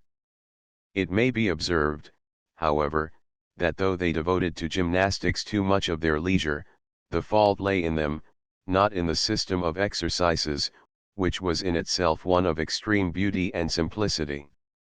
Its object, which it was excellently calculated to attain, was not to create athleti but soldiers, not gigantic strength, but an elastic, agile, beautiful frame, adapted for all the movements of war. Boxing, accordingly, and the pancration 884 were banished from their gymnasia, a regulation evincing at the same time their wisdom and their taste, the former being the most barbarous and useless, the latter the most unseemly portion of gymnastics, often exhibiting the antagonists rolling and struggling, like savages, or animals devoid of reason, on the ground. As the ancient idea of education included everything employed to develop the powers of body or mind, we must regard in this light the military games peculiar to the Spartans and Cretans 885. Among the former the youth, having sacrificed to Ares in a temple at Therapne, passed over into an island diked round and called Platanistas, where, dividing off into separate parties, they engaged in a contest which wanted nothing but arms to render it a genuine battle. A learned historian, seldom sparing of words, avoids describing this interesting scene, and wherefore, because a faithful description of it must convey a striking idea of Spartan ferocity. They exerted, says he, every means in their power to obtain the victory. Exactly, but what were those means?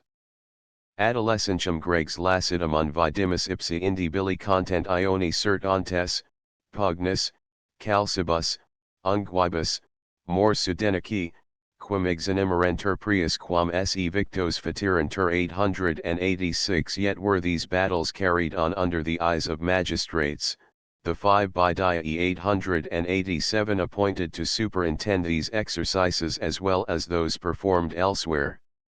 The little island where they fought was a spot of great natural beauty, encircled by a sheet of clear water, and approached on all sides through thick and lofty groves of platen trees.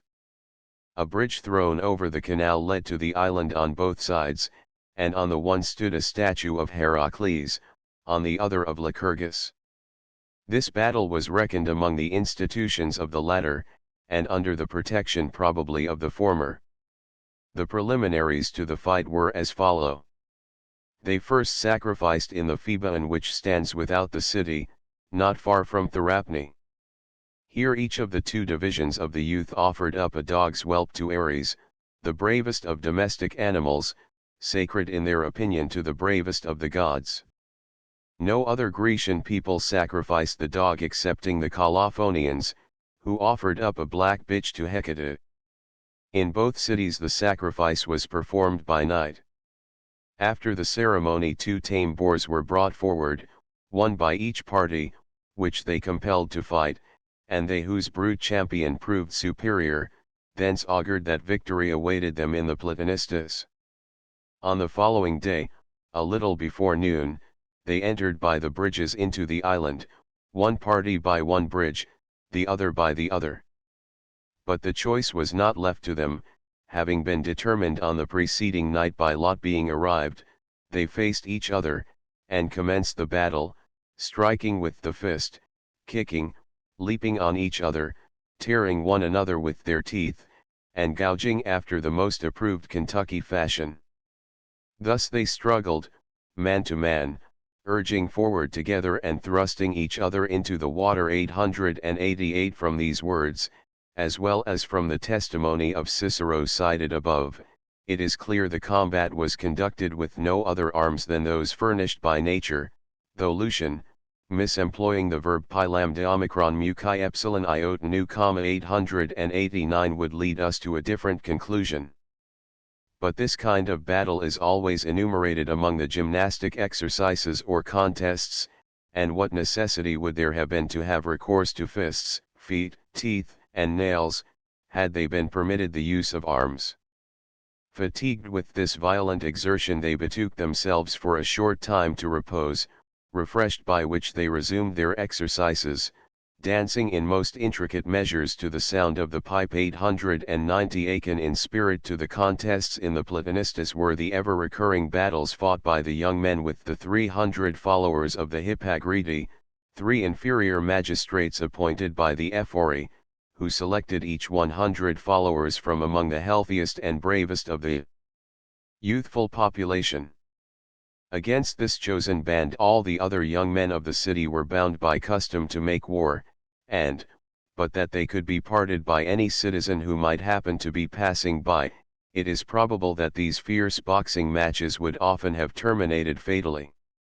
Similar customs prevailed in Crete, where, as in most other parts of Greece, the business of education appears to have commenced at the age of 7 years, when the cake called promakos was given to the boys, because, as it has been conjectured, they were thenceforward to be trained for fighting. Up to the age of 17 they were denominated apogeli, since they were not until then admitted into those agili 891 or bands, in which they thenceforward performed their exercises. Here, as in Sparta, the greatest possible care was taken to extirpate from the character every germ of effeminacy. They ate whatever food was given them squatting on the ground, not being permitted to join their elders at the board, and went abroad in all weathers clad in a single garment, like the boys of Sparta during their hibernation. However, the youth of the several agili, armed with stones, and iron weapons, marching to the sound of flutes, and assailing each other, converted their exercises into something very like real warfare.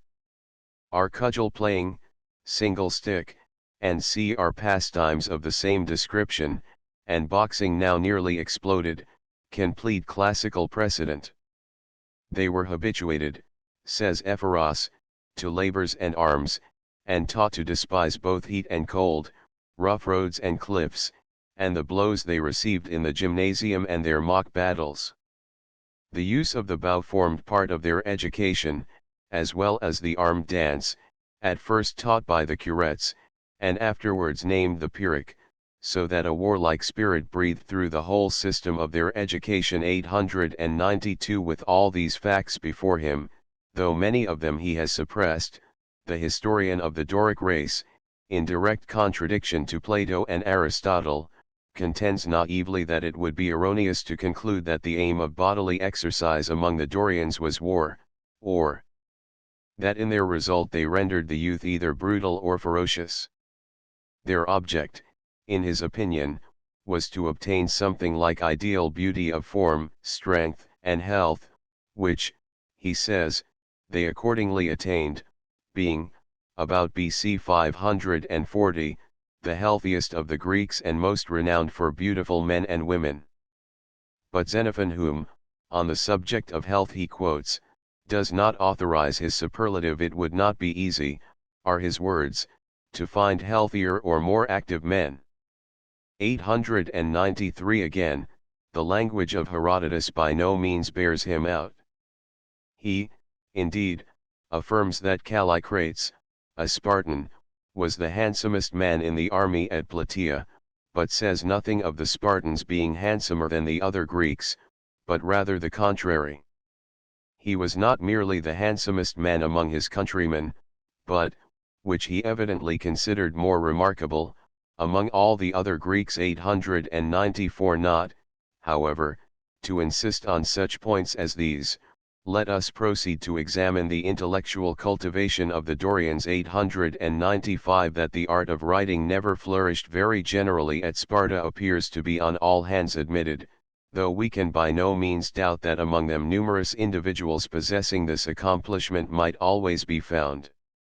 Thus, in the old story of the combat of the 300 Spartans and Argives, it is related that Othryades, the sole survivor of the Laconian band, having remained last on the field of battle, erected a trophy and wrote upon it with his blood lambda alpha kappa epsilon delta alpha iota mu nu iota omicron iota kappa alpha tau rho gamma epsilon omega nu, immediately after which he died of his wounds. 896 Generally, however, no great stress was laid on a knowledge of the art of writing, which, in the opinion of some authors, was of comparatively little value where the people were taught to chant their laws as well as their songs. Similar customs and regulations prevailed on this head in Crete, where, nevertheless, letters appear to have been viewed with a more favorable eye. 897 In addition to their body of legal poetry, which was probably less voluminous than a metrical version of the statutes at large, the youth were taught to sing hymns in honor of the gods and the praises of illustrious men. 898 In music, too, they were permitted to make some proficiency, though generally, we are told, it was their ambition to excel rather in the regularity of their manners than in the extent of their acquirements.